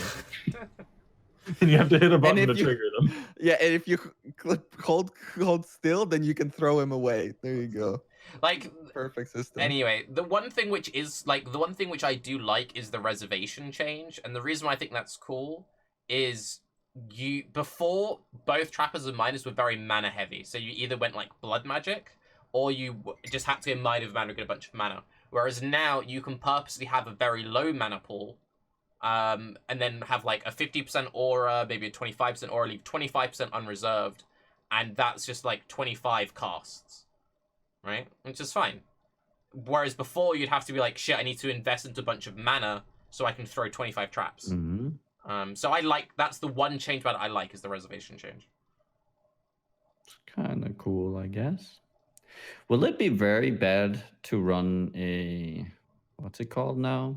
What's that ring called? Essence War with that then? Is that like just dead on every miner now? Because it's going to reserve so much? Because Or the is increased reservation would apply to Yeah. the mines thrown. Mm. And also, if you have multiple down, you just have a lower health HP pool as well for Yeah, MOM. but you This is wouldn't go kinda with the new bad. mines. You wouldn't go blood magic or MOM. You would play Yeah. Eldritch normal. Battery seems like it would be strong. Yeah, you would Right? play either Eldritch Yeah. Battery or you would just play normal mana and just run. Yeah. You just run No, one I don't know. 50% and a Eldritch Battery- 25.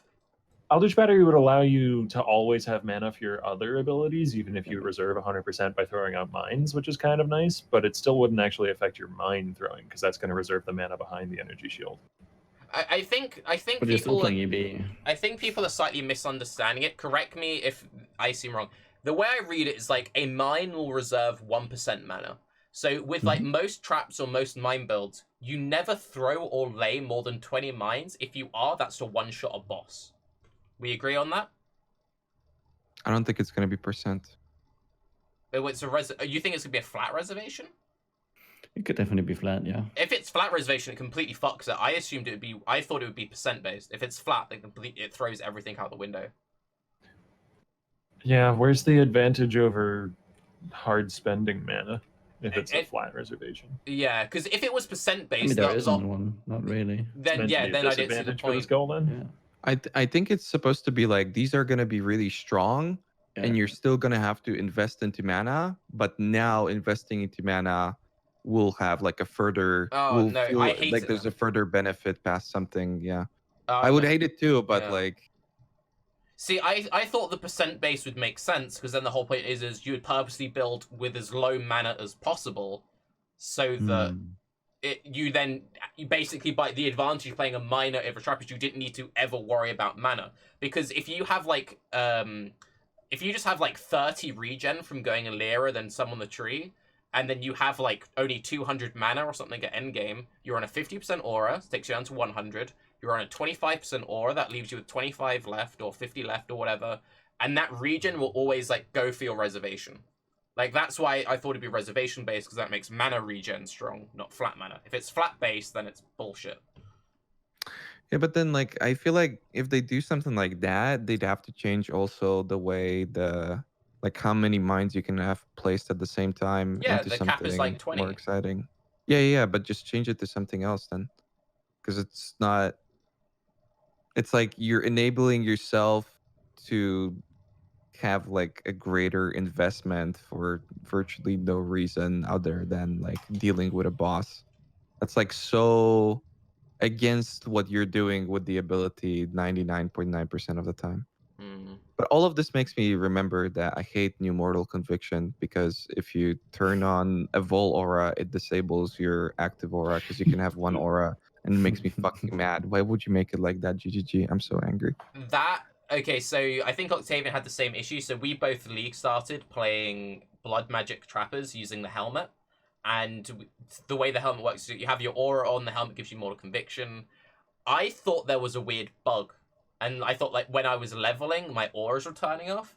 And it's because it took me, like, 2 days to realize that my Vol Haste was turning off my... Oh, no, there was a bug, too. Oh, Every so I time was a getting gem double. leveled up in the helmet, every Right, time a okay. gem leveled up, if it was socketed in the helmet, it would turn off your aura. Yeah, I Oh. remember that now. That Yeah, I was bug getting wasn't both. fixed for like weeks. Okay. Yeah, because I remember, because at first I thought it was like, is my Vol Grace turning it off? I'm like, no, but I didn't press Vol Grace and it turned off, so it must be something else. And then I'd be pressing. Ooh. It was a whole thing. It was. And it was in the helmet too. That's Yeah, the worst. yeah. What the fuck? Can't pick a worse one. Hmm. But yeah, either way, I mean, even the fact that there's ups and downsides to this, I can see the minds like working out. They make it feel unique enough. I just can't understand still why they had to like not add another thing, but instead. I want it as a new type of skill. Yeah. And now you've brought that up, like that is just seems like the perfect solution to it. Yeah. What do you guys think of poison changes coming, or I guess assassin changes? I'm so Excited surprised about they're doing poison? so much assassin, right? Really? Like, Are you? yeah, I thought they're gonna. I mean, I understand the big thing for me about all of this is they're changing Perfect Agony more than anything else. Yeah, The that Perfect seems good. Agony change is the big one if it actually works out, and that possibly could enable everything. And Assassin is just like the cherry on top. But Mhm. Poison in general felt like it needed like a little bit extra. It's just one of those things that definitely works if you do enough investment into it. It's like old Melee. It's like, oh, you put enough money into it, this is really fucking strong. But so much that you have to do for it to eventually get to a point where it's like comparable with other things that, yeah. So for them to just limit it to, we're just doing this with Assassin, I don't know, kind of surprised.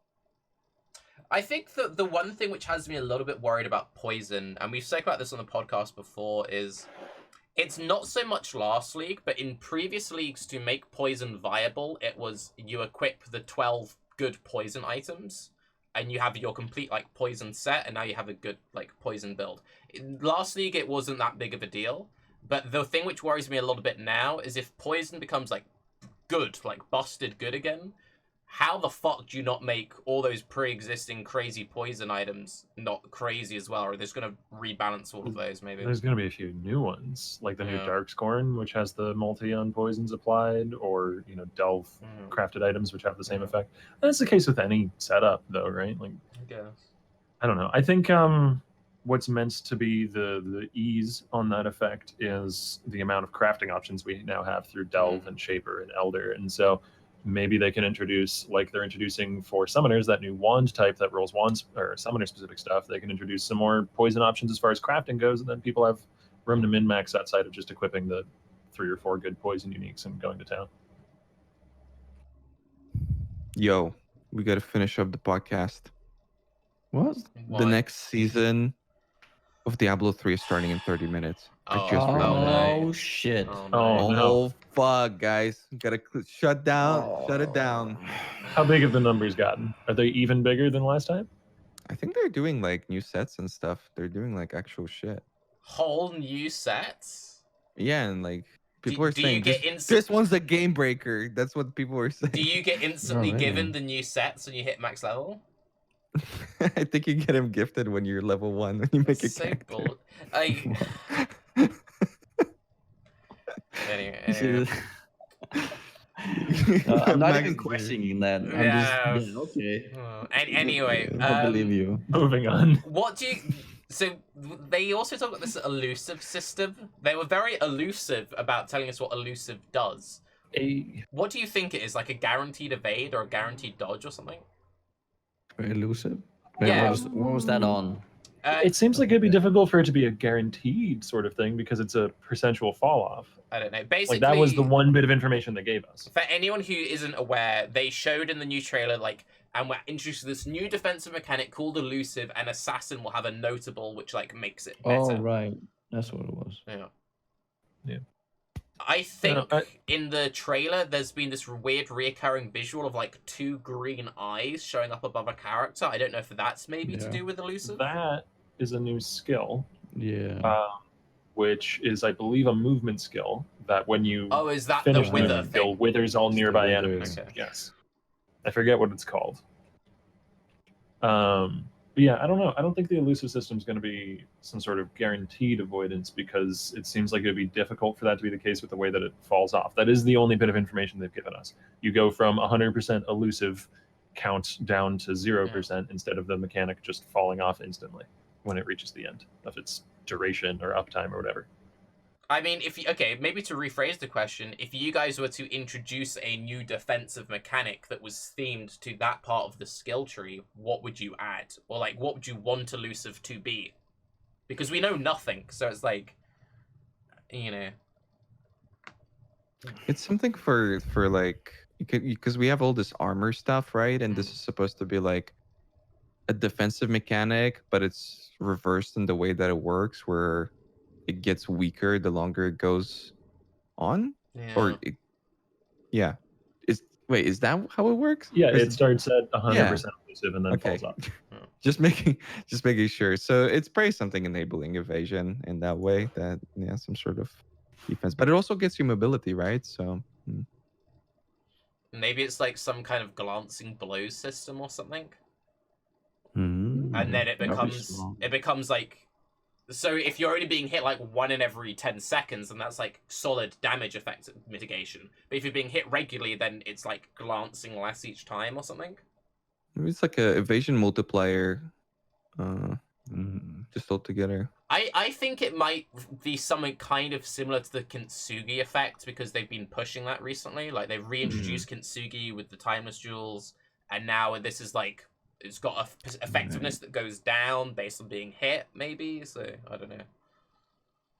Oh, that would plays- be interesting. Yeah, the more you get hit, the faster it goes down, and the less movement speed you gain, or like whatever mobility it grants. Yeah, maybe. It plays into a lot of the systems because Trickster has that with Ghost Shreds. Yeah. Yeah. Like you have those defensive buffs, but if something gets through you and hits you, you lose out on the power. So maybe a similar system to that, where it's just a really powerful defensive buff that falls off the more frequently you get hit in a given space of time. Yeah. Or maybe it's kind of like imagine like a tailwind, where it's like a ramping up movement thing, so you can dodge, but then if you get hit, you then lose that, or something. I think it's gonna be something clear. It's like it's like you want to get the ramp and then try and avoid losing it, but we don't know what the fuck it does. So, yeah. It's weird though, but they haven't like disclosed it at all. It is odd. They were like elusive, nothing. It's like, And they show it in like everywhere, and Yeah. then at one point in the trailer, it went up to 159%. I have no idea then. fog. I imagine that would maybe point to it being a multiplier to another stat then? Oh, Like no, Raiz or hang something? on. Maybe a multiplier to like evasion or something? Maybe elusive goes up to 100%, but assassin goes up to 200%. Oh, that So could they be just it. get like double. That would make sense. Yeah. Yeah. We were wrong. But You don't get items by making a character. You get them by completing acts now. You get set items by completing acts. Oh, can you choose as well? No, it's just one. it's so. So you complete an act, and by the time you finish like all chapters, you get the full set. so So we're good, stupid. bro. Oh, So it's like determined as well. So you start with the helm and all the way up through, and you get the full. Nice. We seem a bit iffy on the mines. We mostly kind of agreed that poison sort of needed work. I'm just curious if you guys had to Do pick. we on the mines? Okay. I think after the whole after we talked about it, I kind of, because I was sitting here thinking, it's not like we dislike the mines or traps or old mines. What we dislike is that there is a playstyle we can no longer play. Yeah. So it's more. Possibly. I'm feeling what they really need to do is they need to give us some UI options, and this could actually be great for like the entirety of the game with Cyclone as well, to where you can kind of control what happens to your character based on where your cursor is positioned, if that makes sense, right? So you could have Cyclone where you might not have to have it all the way at the end to make it either go fast or slow, or there will be a way to make the mines always spawn under you. Just like what players are looking for, what I hear is just ways to, play the game smoother. I mean, if we had a toggle, so Freeze Pulse was always at maximum spread, I still don't know why we don't have maximum spread Freeze Pulse when they removed overlapping. That was the thing which annoyed me the most about it. Because there's no reason not to have maximum spread. So whenever you don't have your mouse right next to your character, you're nerfing your clear speed. But It's just, I think PoE could do with that right now. I think that would people really like that. Generally. But what I was going to ask, though, if you guys had to pick the 3 archetypes for this league, what would have you picked? Archetypes? Drop miners and go for wanding. And minions and poison. Because, yeah, those did need help. A lot of poison. But not like poison as in poison the ailment, but poison as in kind of like chaos, but over time. So poison. Well, they kind Basically, of already. I want already poison reworked Nova. that. Okay. Okay. Yeah. There you go. Again, What Raiz did an archetypes amazing are job they? of skipping the question. Niggy, what about you? It's like fire. Okay, fire and So if I was cold to- mages. Okay, combining the things like a tower. Like if you take a tower and you combine it, and then it starts raining fire. That's the archetype that I want out of PoE. Or like fire comes out of the ground. Do you know what archetype means? Yeah, I mean, I just said it. No, No. What do you think archetype means?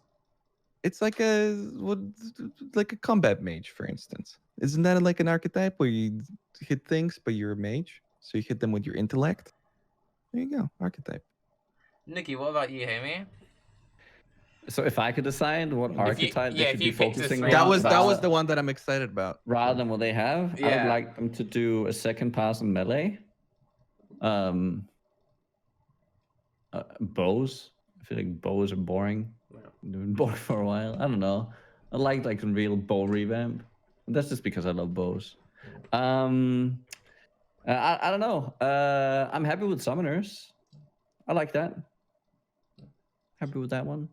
I think I would have gone Necro. Like, Necro with the summoners is fine. I think the assassin with the poison is fine. I would have gone bows or ranged attacks in general. I would have comboed bows and wands together. Basically, Wait, but we're not saying things that aren't in the game? no, So this is why I said Raiz wasn't listening to the question. The question was, if you had to pick the 3 archetypes for this patch to be changed, what would you have picked? Oh, for this patch to be changed. Yeah. Sorry, reading these Diablo 3 patch notes is fucking Ba- reducing my basically, IQ even further. The point. Honestly, too many numbers. I can't keep up. The point I was getting at is we all seemed kind of iffy on the minor change, and none of us really felt like minors had to be changed. A lot of people have been asking, like, please, I want bows, I don't know want why you're ranged abilities. generalizing like that. I don't feel like that anymore. And Noogie said that he's in the other camp too. I don't know, dude. Are you even listening to your guests? Yeah, I mean, I think the minor stuff is pretty cool. I'm looking. Okay.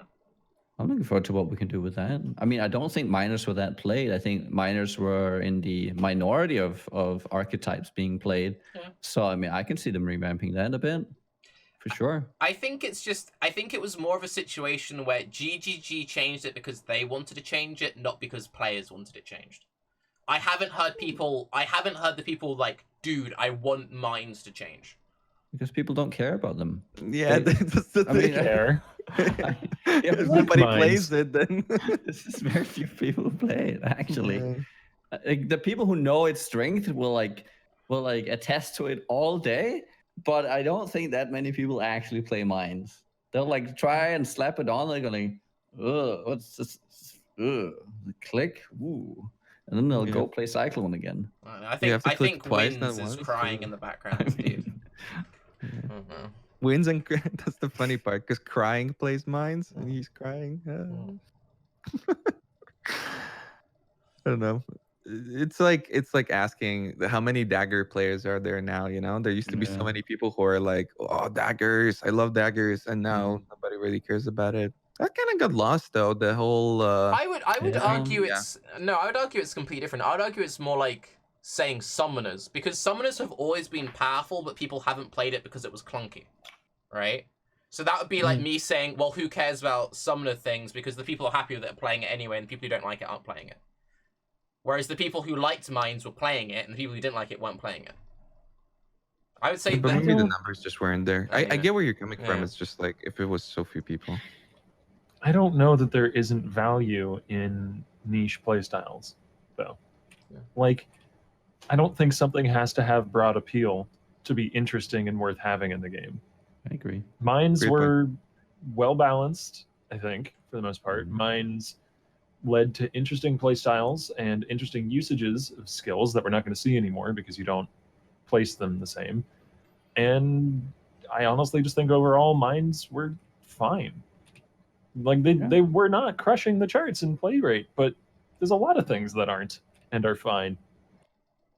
What if it's the 5-head play from GGG? They're changing this to enable another play style that's like that was like in between these two, and then you get an extra play style because of that. That said, I'm really looking In forward 6 to years. that one mine in the trailer where he like threw it and it split into a bunch of little icy projectiles and they flew around and had a really cool sound effect. Like, I want to play that skill. I just don't want to not play Glacial Cascade or Ball Lightning mines ever again either. Like, Yeah. You don't like I want not having grenades, the man. option, right? Yeah. Yeah, and it's kind of what I said earlier as well. It's like the reason why no one played it is there's literally 2 mine unique items in the entire game. There's the helmet and there's Tremor Rod. The last mine skill that came out was Fire Nova mines, and they killed it when they killed AoE. So it's like it's no surprise people aren't playing it because it was you created that. It's a self-fulfilling prophecy. It's like we haven't supported this playstyle. The abilities that were good we nerfed. And now we're like, well, no one's playing it, so we need to rework the entire system. It would be like if they got, instead of like sprucing up wanding, if they just like somehow got rid of the current wanding playstyle entirely, and wanding instead becomes much more similar to spellcasting in some given way. Like, if they somehow broke KB it's not to then that, make something else. It's not that wanding, Barrage and KB, and even like Power Siphon and Vol Power Siphon to some extent aren't fun and interesting. It's that they're not new. They're old and decrepit, and they've been in the game for years, and nobody really. They're just not at the forefront of the community's mind. If you add some new uniques for them, if you add some new synergies and ascendancies, maybe if you add some new stuff on the tree that works, people are going to come back to KB. KB is still really strong. You know, I was watching Tuna's stream yesterday. He's the guy who's like pushing Delve 5k plus in softcore right now, and he's got a guy in his party who's using KB as a damage source for depth 5,000. And yeah, that's with like 4 supports and min-maxed and stuff, but not many skills can do that still. Like, KB is still mechanically powerful and mechanically interesting. I get it. Needs some sprucing up. I know. Also, just Jonathan. Though this is important. Jonathan, with his big brain, developed a time machine. You know how they were talking about? Yeah, they were talking about how like they can't address things fast enough. Like they were supposed to address melee in the previous league, and then they couldn't. And Chris was talking to GDC how every time they keep addressing things too slowly, they've they've realized that people are going to complain about mines next Yes. league, so they changed it this league. I saw that coming. Just quickly, I just out of interest just opened up like Saboteur in Softcore Legion, and it looks like roughly about half of the top 20 Sabs were miners. So it's, again, that's just at like level 100 or whatever. It could be completely skewed but it's not like people weren't playing it at all. So this idea that like, oh, only 2 people played it. Really? That's like a crazy amount. I didn't think It's like, it's going I'm to be just, that high just at reading all. through them. It's like Unearth, Ball Lightning, probably mines. Arc would have been traps. Fire Trap, GC miners, GC miner. Lightning Trap, Purifying Flame would have been traps. Fireball, that's mines. GC, that's mines. Fireball is mines. Lightning Trap, GC, that's mines. Volatile Dead could have been either. Probably the Scold's miner. Ball Lightning mines. Ice Spear, that's mines. Arc would have been traps. Lightning Traps is obviously traps. And GC. No, the Arc can be mines. 100%. What? Art could be either. Yeah, Arc could be either. Sorry, but like there were a lot of really good Fireball mines. Like Wins had a bunch of guides this league because Fireball mines was really good for clearing the content, and the whole Scold's Volatile Dead miner has been a thing for ages. But it's like, it's not like people weren't playing it, you know. And of this podcast of 4 people, 2 of us league started on Sabs this league. I've played a miner this. And you both played traps though. Yeah, I also played a miner this league as well. But we league started on trappers. But like Saboteur's being played anyway. How many saboteurs were there? Like over the other, there was like stats. I can try and find it. I can't imagine it was particularly high. It's not an incursion. Yeah. According to chat, 53 or 54% of saboteurs were using remote mine. Damn. Yeah. Yeah.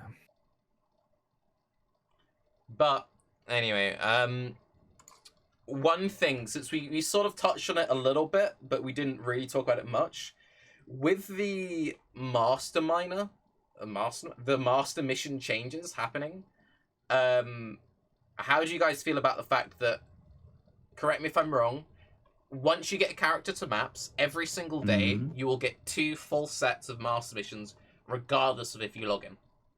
Is it full sets, or is it randomly assorted ones? I believe it's 2 full sets. Some people are saying it's just 2 random assorted. I don't think it's been confirmed, but I believe it's 2 full sets.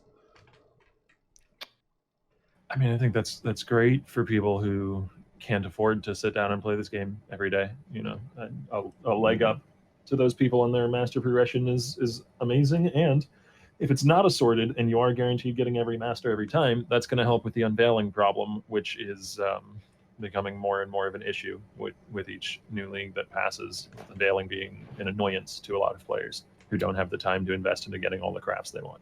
Are you worried at all, though, about the thing where people are like, well, if it does work that way, I'm going to make like 5 alt accounts or 10 alt accounts? Yeah, I think you were discussing this right before the podcast started with your chat. I think the biggest problem that will come of that is that people will feel pressured into making those alt accounts and will be ground out of the league more quickly because the leveling process, particularly like, you know, if you want to get in early and do it at the start, is monotonous. Yeah. For the people in chat, just to briefly explain why you would want to do that. So if you're getting master missions every single day, regardless of leveling in, if you're someone like Ziz or someone like Noogie in like a race environment in like a trade league or something, you'd be at a massive advantage to quickly get a bunch of accounts as close to the start of the league as possible to maps. You'd run 1 red map on that account, then you could ignore it for like 10 days, and then that would be 2 times 5, because there are 5 master missions. That'd be 10 missions a day. And then if you left it for 10 days, that's 100 missions. But then you have 10 accounts, so you then times that by 10 again. And you're in the situation where the longer you do it for, and the more accounts you have, the more like busted it is. And then when it comes to stuff like Nico and having access to Delve, it becomes really absurd. One of the good things about it is if you're someone who's like, I want to play a different game this league, or I've got a lot of stuff going on with work, you can disappear for 2 weeks, you can come back, and you have like 100 missions saved up. So it's great for the average player, but it's incredibly exploitable. Yeah, it's shit. I mean, they can't prevent it. That's the thing. Yeah. There's no way to I prevent don't think it would be unreasonable. It wouldn't solve the issue, but it would mitigate it somewhat at like the most exploitative upper end. I don't think it would be unreasonable to have master missions stop generating if you haven't logged into the account for like 5 days or a week or something. Then you just log in on all 5. Exactly. Right? It's like Make it that more doesn't It would really still solve be anything. exploitable. I suppose. Carve says they can't prevent it. Tell us, Carve. How Carve? Carve, And enlighten us. We're waiting. for anyone who still thinks, but it sounds really complicated or this, that, and the other, once you get that character to Act 10, all you have to do is have your main account and the alt account. They make a group. The alt account puts in the red map that you give it from your main. They both enter the map. The main clears the map, and that's it. It's finished. And you feel like, but how are you getting all of these maps? You have the maps from your main account. And you're not losing anything because when you're playing on your main, you have to put maps into the map device anyway. The only difference being is you're putting the map device in on your different account for your main. Like how they changed how you can have unlimited accounts open on the on one PC. Unlimited games open. They changed it to 2. Now we can have 2 per machine. Now they're going to change it to 1. That's how you fix it. You can still log in and out though.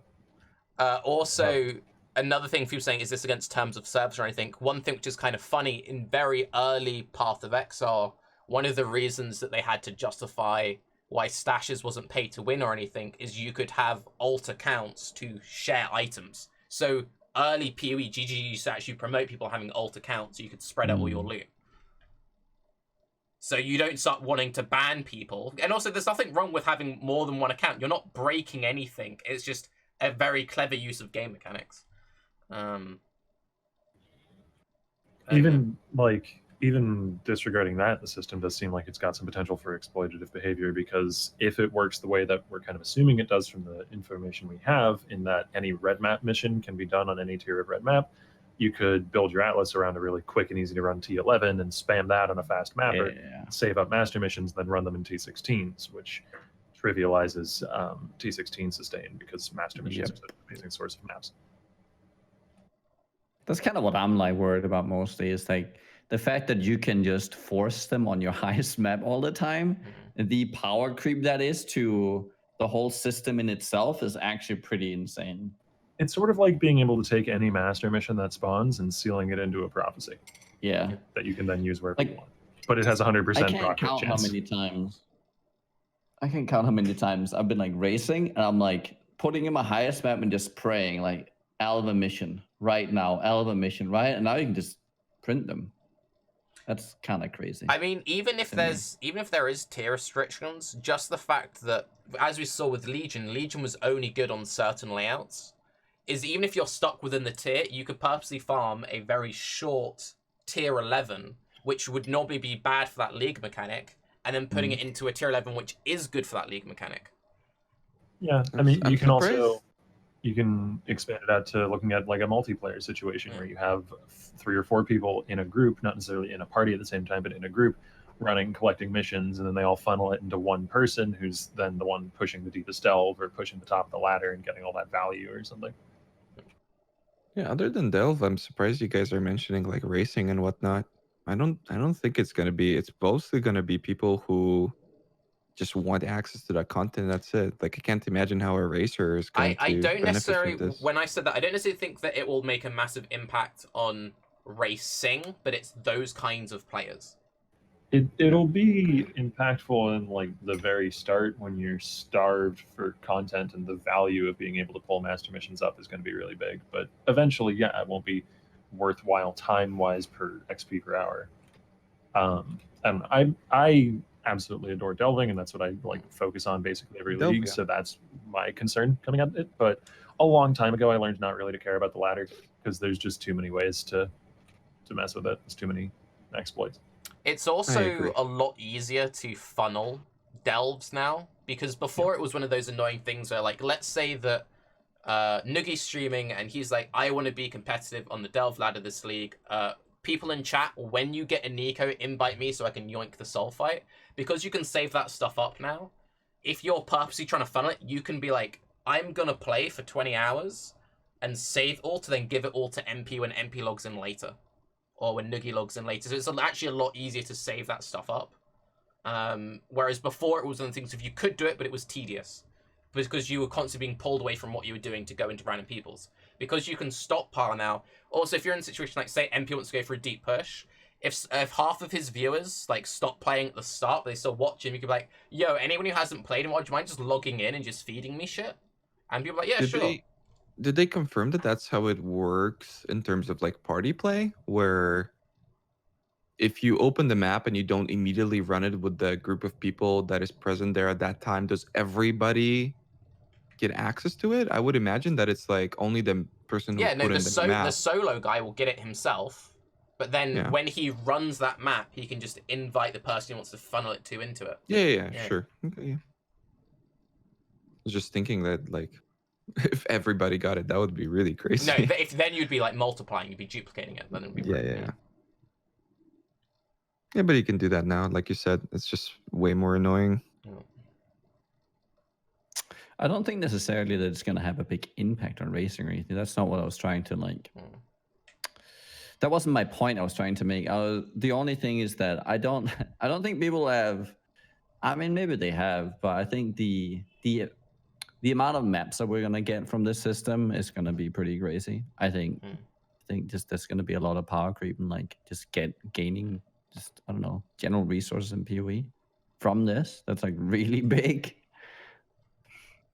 I don't know. I like it. Other than even like the abusable stuff, I think a lot of people are going to benefit from this. The only time that I would be genuinely super butthurt about this would be Delve. Yeah, Delve is kind of really annoying because it's mandatory. Like that's it. If you like Delve, or if you want to do well in Delve, or if you want to progress faster, then you're screwed. You have to do it. Just stop caring about the ladder. Well, I mean, no, but even if but it's even time save. Yeah, because even if you don't want to care, it's more than that. It's currency save. Because even if you don't care about the ladders, so in like a lot of my private leagues I've been running, it's like we've had 1 or 2 people in the private league who've bought all of the scarabs. I mean, whenever you do your big like pushes, Octavian, I'm guessing you're like buying up Nico scarabs, buying up prophecies, so you can have the resources. Awesome. Now you could be like, well, I could spend all this currency buying all the scarabs, or I could just make like another account on the first day and let that sit for a few weeks. So when I do my Nico push in week 2 or week 3, I can run those missions. I don't have to spend all this currency on scarabs.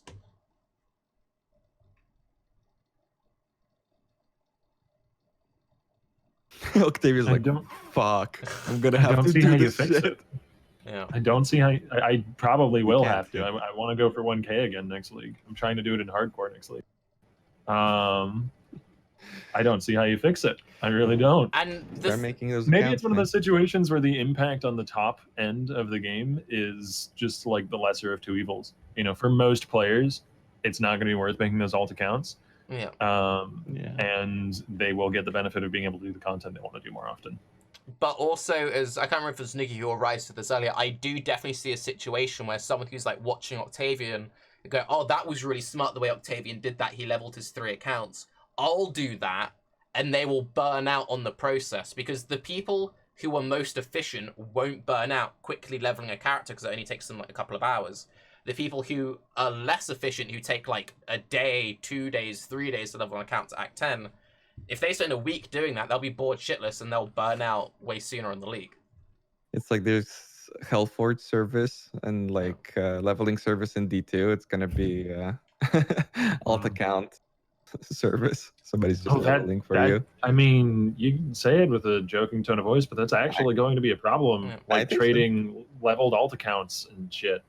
That's going to be way more of a problem because it probably already exists as a small little niche thing in the game. But like, since it gives you a much more tangible benefit for the main account that you care about now, that's going to be an issue that GGG's going to have to deal with. And not only that, people saying, oh, this is all bullshit, like that's whatever. Chris has spoken about this multiple times in podcasts and interviews that with early mapping systems, they had to change how it worked because people were watching how streamers were doing it, trying to do that, having a less fun experience, and then not playing as much.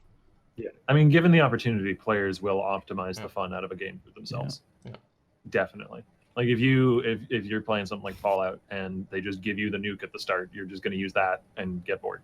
No, it's the opposite. I feel like people I'm like playing SSF with my shitty ass character, and some guy with a headhunter comes over. And he's like, "This is really slow, so boring, dude. Why are you doing this?" It's the opposite of what it was before. He isn't trying to do what I'm doing anymore. SSF will be the last bastion of ethical pure, gameplay. unfettered, ethical gameplay where you can't like boost your account's progress with other accounts because you can't join parties with them to leech off their masters. The future. I always use it as our example, and because we were memeing on D3 earlier, when he was like, oh, Tarke, people don't do that. We all did chess runs in Diablo, and we hated ourselves while doing it, but it was the best way to get loot, so we would just sit, enter the waypoint, click the chest, restart game, enter the waypoint, click the chest, and we did that for days until it got fixed. It was boring as fuck. I didn't do that. I was playing PoE already. Okay. Lucky. Well, but I'm gonna do that now, though. As soon as this podcast is open. And yeah, for the people, like I saw a few people in chat saying, oh, but they could have like diminishing returns where every X hours you don't do it, the mission gets nerfed.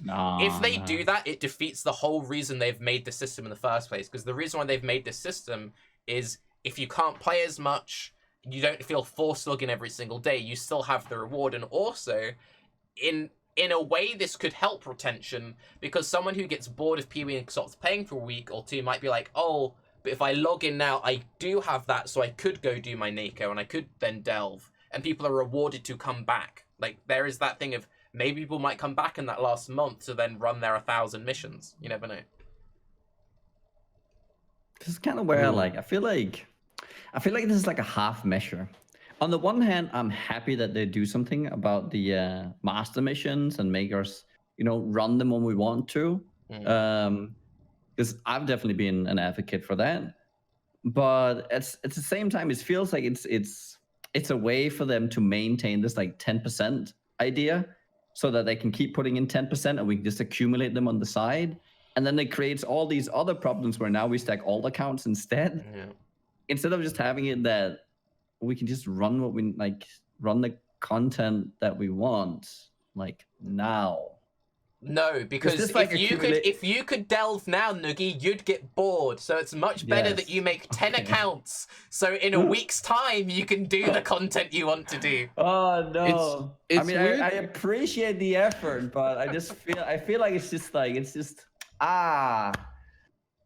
It's weird that like PoE players work like that though, right? They're like, ooh, this is inefficient, so I'm just gonna come back in a week. I'm just gonna come back next league. Is it worth it to play the league now? It's been out for 2 weeks. I'll just wait for the next one.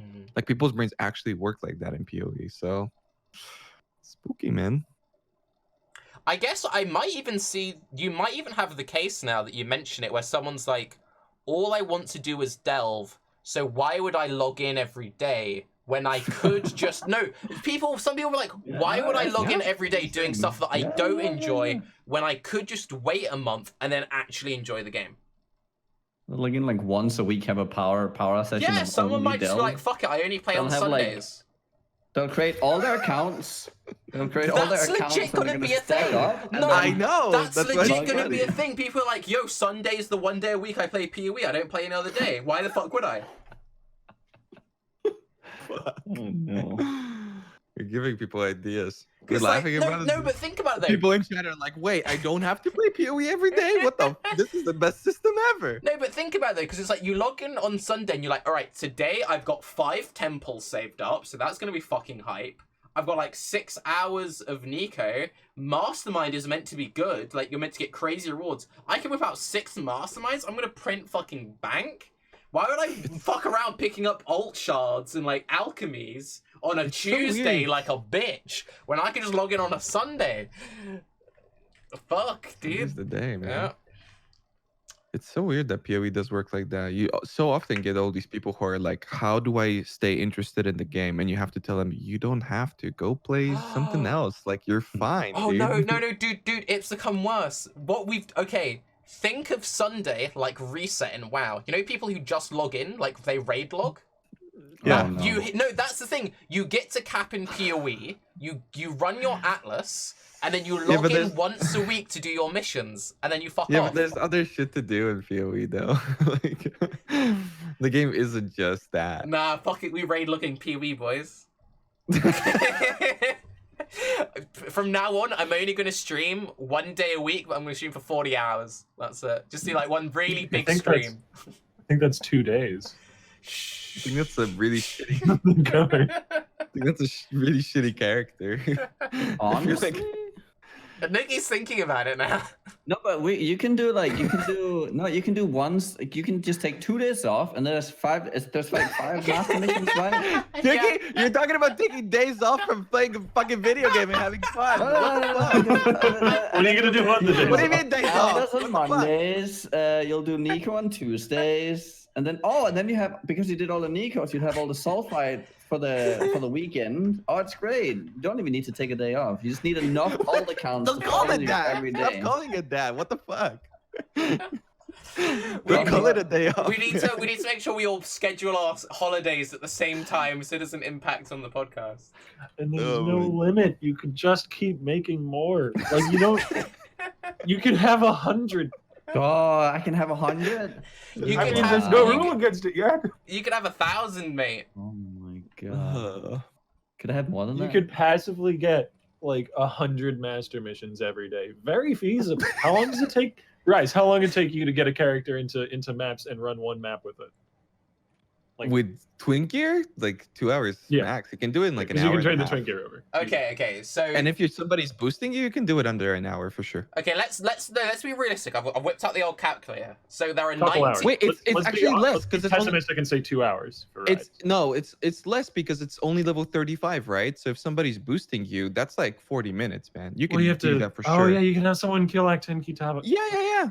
Somebody boosts damn you. it, you can get this shit down to a And science. someone can run the map for Yeah. you as well. Okay, so Yeah. there are 90 days in the league. Let's say there are 80 days. Let's say it takes 10 days to do your setup. So there are 80 days in the league. 10 days? The We're fuck? being casual. We're being casual, Doing Noogie. on day 2 or 3. Okay. So Done.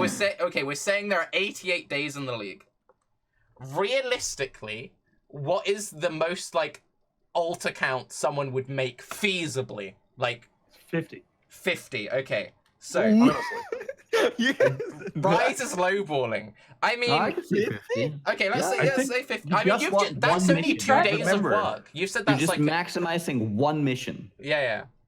Right? You don't care about all the others, so you need as many of this one mission. You Okay, can probably Yeah, run you're 50 just missions trying in to a day. delve. You don't care about the other. Just ones. Nico, You're just trying to Nico. generate So 50. as much Okay, delve It's so as possible. definitely a, 50 times by 88, then times by 2 because you get 2 Nikos a day.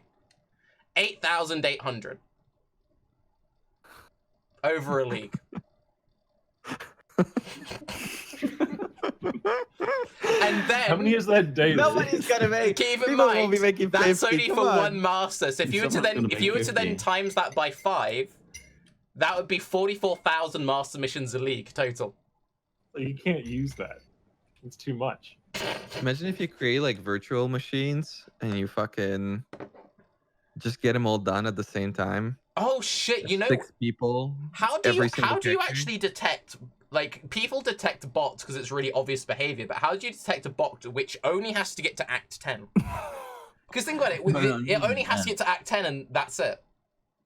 Yeah, but then it's botted. Like, I mean, I don't want to encourage. Yeah, this don't behavior, fucking because bot, obviously dumb it's shit. it's horrible for the game, but it is important to bring up the point that like if this is as lucrative as it seems to be, we don't have all the information yet, but if this is as lucrative as it seems to be on the face of it, it will be a problem for GGG, even just in the fact that suddenly accounts have way more value and people are going to want to buy and sell those things, and that's Mhm. against the terms of service.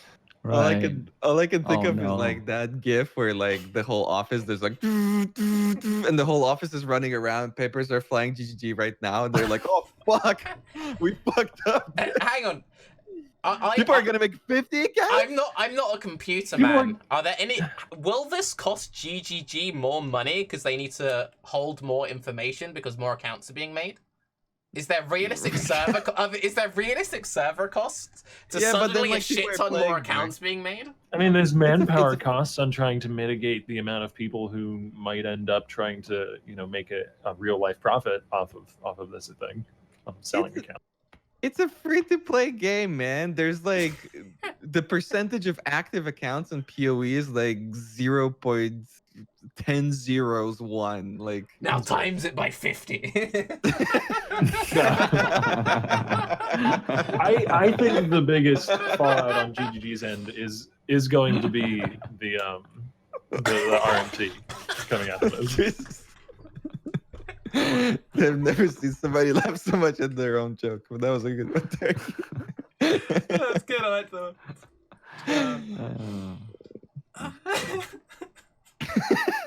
Look at him. That's legit. That's gonna be me in bed like tonight, just chuckling. Oh god. Anyways, I think most players probably shouldn't bother. Just Yeah. FYI for anyone in chat. I don't actually recommend making a bunch of alt accounts because you don't need that level of value. And the master system's just going to work well for you and give you a nice little treat when you come back after, not having been able to play for a few days or something. And that's good. Yeah. You've That's planted good. the seed. It's too late, Octavian. But imagine coming back Save this. after a few days, and then you have twice as much, A few days off. times as much. Hey, imagine having a nice Imagine. little holiday from Path of Exile, coming back and you've got 50 times as much. Oh. Jesus Christ. It's the passive generation that's really the problem, but No. that's Yeah. also the thing that they're trying to use as a, it's trying to solve a different problem. I think we need to approach the problem of agency and player choice in what content they want to do differently, because that's the problem we're trying to solve. And in allowing for passive generation of missions, we're just creating a new one. We're solving that. to some degree, but we're just not creating a even new one. solving it. You're solving it for you're solving it 2 weeks down the road, because then you have accumulated the missions that you want, right? It's not solved like at the start. It's just like it's just, And it's you know, only solved is 2 it weeks enough? from now for the guys who are abusing the system. Because the Is it average enough guys still can't do to- what they want to do. Sorry, Octavian. No, you're good. Is it enough to just be able to say, I want to do my master missions when I want to do them? Do we need the passive generation? As much as I've said, it's good for people who maybe don't have a lot of time to throw into the game, just the change of being able to save your master missions and run them later is excellent in its own right. yeah, Maybe just that for now. it is.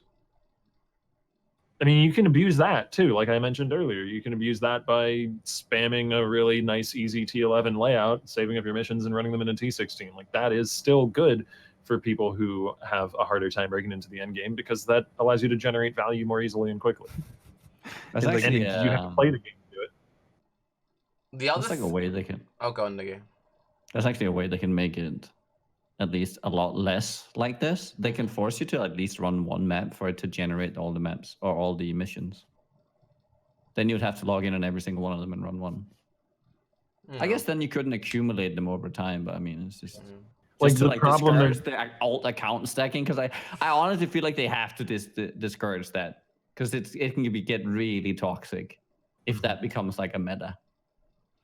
Or really good. It's like glacial farming, but on steroids, where a guy gets to a breaking point, he's got 25 accounts, and he's like, I have 18 hours a day that I can play, and the better my character gets, the more accounts I can make, because I can cover all the master missions. It's like I can make a 26th account now because my character is good enough to run one more master mission. I got 10 more minutes now. The thing which 10 I minutes find longer. funniest about this, I regularly show footage on Baeclast of Derek, the guy who does the really beautiful hideouts.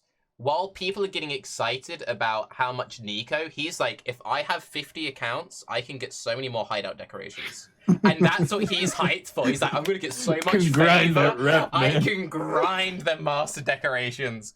Fucking 20,000 chairs. Let's go. Jesus. I Keep forgot the that's a system. thing. That's worth it. Yeah. I mean, it accomplishes everything GGG wants out of it. And as long as people don't go full retard with this, Which they will. then, which they will, yeah, then, yeah. Yeah. Fuck, people will, yeah. Okay, so keeping in mind that we all agree that we need a break and a holiday and only log in once a week from this day forth, I'm very curious, Octavian, what you think about the fact they're reintroducing synthesis bosses, but not synthesis crafting, meaning the loot that comes from synthesis bosses, unless they change it, will be pretty shit other than the flask because you can't synthcraft them. I feel like they're going to get around that by just having it drop a straight up like synthesized version of the thing with a random roll. Yeah. That would be my guess. I'm very glad to see the synth bosses coming back because I actually enjoyed those boss fights way more than any other boss fight in any given league when I first encountered them. Like my first fight against the Cortex was admittedly before they had the change where map mods would apply to it, so I got to see like the vanilla fight. But it was really well choreographed. It was really freaking epic. It felt like a boss gauntlet, and I understood everything that was going on. You know, it wasn't Katarina syndrome where everything is green on green on green and things aren't well telegraphed and you have no idea what's happening the first time you fight her. No, I think the synthesis bosses were one of the highlights of Synthesis League. They did a really good job designing them, so I'm glad they're coming back. Also, people are going to farm Zana missions on their alt accounts and then go find the Zana in a map, and if she doesn't have a synthesis boss, they're gonna leave and then do it again in another map and find her really quickly in like low tier maps to try and farm for the flask in order to sell it for lots of money. Times 50. Fuck yeah, God. dude. That's going to happen. Times 50? No, you have 50 accounts over a week. That's 350.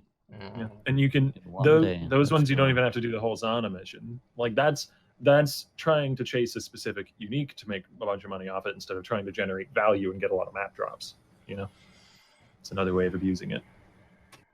Times 50 times 2 because you get 2 of them. I hope we see some more aspects of synthesis come back. You know, I kind of want the synthesizer back personally. I know that it's not something a lot of people enjoyed, but selfishly, I really liked it. I think a lot of people could enjoy it if it was introduced in the right way with some tweaks. Yeah, So give the like proper way of like, you know. I mean, if they have the anointment system where you Assessing the see the information. outcome beforehand as well. Yeah. Stuff like that. This might be a prelude to what they would maybe want to do with. It would have to be. They'd have to fundamentally change the synthesis system pretty heavily. You could show a list of all the different possible outcomes and maybe the weightings. Yeah. And that could bring people on board a bit more because it'd just be easier to figure out in game what you're trying to go for. But because it's a random roll, they can't say this is what you're going to get because it might not be. Would it be fair to assume that Chris has not only bought up stocks in SSDs, but he's bought up stocks in email? And he's now going to make money off the fact that way more emails are going to be generated to make all of these alt accounts. Email as a concept. He's gone to the email stock all exchange. Of the electronic mail. And he's invested in, he's like, I'll have one email stock, please. And for every email that's made, he gets a check. That's how stocks work, right? Sign me up. Laughing on the outside, but inside, I'm crying right now. This is the future. You're sad you didn't invest into the email earlier. Imagine if all of us are just talking about this and Jonathan's just sitting there with like an obvious solution to all of this. To him, obvious. These guys are a bunch of retards. I also like the alternative solution where he's like, based on this shit show, I'm cancelling the dev episode next week. He's just like, no, you guys are too thick. I'm going for someone smarter. This is no. Okay, I'm not gonna say that. I can guarantee that when we ask him this question next week, he'll be like, well, obviously we'll just do Y. And we'll be like, oh. Yeah, kind of. Jonathan confirmed then. Okay, Tarke. Oh, shit. Yeah, I wasn't meant to do that. Yeah. Nice job, dude. Self-skimmers. Okay, well, we've gone on enough. Is there anything else that anyone would like to touch on before we wrap up? I know that Raiz is desperate to get into Diablo. I might actually play, man. I don't know. Dude, what the fuck is wrong with you, man? I haven't played Diablo 3 in like 4 years. I like the game. I gotta say, Raiz, I've been like halfway with you there. It's like There you go. it's like I know I'm gonna be so disappointed, after a few days, but there's like an urge to play. Few days, dude. It's like you play for 2 days and then you're like, this was really fun, never again. And then you come back 4 Isn't years that a few later. days? Can we just take a moment to appreciate Couple. that Okay, a couple of days, we're in a reality. We're in a reality where Raiz is excited to play Diablo 3 on Friday, so he can play Classic WoW on Monday. Is it Monday? Yeah, it's Monday at 11 p.m. What? for No. you. Oh, okay. No, Wait. it's For you, it'll be midnight. it's Sunday to Monday. For me, Classic WoW comes out at 11 p.m. on Monday. You're 1 hour ahead of me, so it'll come out at midnight for you. Wait, what day Yeah, exactly on is it? Sunday then, Tarke. Tuesday. Huh? Really? It comes out at Monday for me, which is the 26th. You're Oh, 1 hour really? ahead of me. I thought So it was for 25th you, it will be to Tuesday. 26th. No. I thought it was the night of 25th to 26th. Okay. No, it's 26th to That's 27th, one right? more day then. Yeah. One more day of playing Diablo 3. Oh, Woo! man. I like how I know about this, and Nugi's flying to Vegas tomorrow for this massive that's event. like Raiz is confusing me. I was like, wait, do I have less days to prepare now? Like, I was getting scared, dude. Dougie. Listen, you had 15 years to prepare, okay? I'm preparing every day of my life for this. But before we finish, do you want to just say what you're doing? Because it's kind of cool. Oh, I'm going to Vegas to play WoW Classic at the Method, along with I don't remember the org, like WSO or something. It's like a big org, big esports org. But they're putting together like a whole event with 20 streamers and like 12 casters / analyzers just talking Classic all the time while we play in the background. And yeah, it's just going to be a lot of games and gaming and a push to 60. And then there's some groups being organized as well for the people who can make it in time to push for like first Molten Core. An attempt, at least. The idea isn't to get first Molten Core, because like some people are saying that, but that doesn't. I mean, it is big for. It's essentially a big LAN party with cool people and tons of casters and stuff. And then for the people who are up for it, they get in on the first two Molten Core as well. Because some of the people there are definitely pushing for first. So are you going to be playing Like on the Sis NA region, or are you playing on EU? Yes. So you're going to play NA. just to try and get this, then come back and make again on EU, or? I'm actually not sure how that whole thing, like the aftermath of all this. I'm not sure how that's gonna work out, because then there's a PoE league as well, right? We come home like a few days before that starts, so there's gonna be that. But then if the kill has already occurred, I'm not sure how long there is between Molten Core and Blackwing Lair. There's gonna be a gap there, right? It's not all out at the same It's like time. 6 weeks or something. Yeah, that won't be out for a couple of months. Right. A So couple there's months? No. Yeah, it comes out with like phase 2. It'll be like 2 months, I'd imagine, because they won't introduce that until they completely remove layering. So it'll be about 2 months. Right. Okay. So that means we have time, right? So we can just play some PoE and not hardcore raid as much. So that would be kind of nice. And maybe, I mean, I've talked to Sis as well about like setting up some Classic stuff, maybe in an EU realm when we come home. I mean, we'll see how that goes, like down the line. I mean, keep in mind you're only playing Path of Exile on Sundays now, so your week has opened up a lot. You've got all this extra time for activities. What are you playing, Nugi? You're playing Hunter? Actually not, because I'm going meta on this, because hunters aren't that good in dungeons. Oh, they're good early. They're very good. It's because they don't scale well. And Trank Shot. They're not the greatest in dungeons. Oh, you mean for leveling? Yes. Okay. So I'm playing a warrior. Oh, you're going full they're melee leveling cleave. dungeons. Okay. Yeah. Because we haven't had time to prepare. Like we didn't have access to the vanilla whatever stuff, beta or whatever they had running. So we haven't done any like leveling practice. So we kind of have to just grind dungeons in a 5-man group. Also, it's the most efficient way of doing it. Like it's the most efficient way of getting to 60 apparently. Debatable. Well, Right. I mean, the people I've talked to said like it's more efficient than just like unless you have like insane strats, then it's the most efficient. Because it's like it's you don't have to compete with anyone. There's it's just easier, just dungeon cleaving. The dynamic respawning kind of fucks it. The what? 'Cause, Sorry. You know, the dynamic respawning, because we didn't have that and now we do, and now like, and it's like smart too, so you can put people in a zone and then they just grind and you got all the bugs that you can abuse. The one thing that I'm curious to see is you're going to have all of these players. It's going to be this massive event. You're going to be like, let's go LAN party.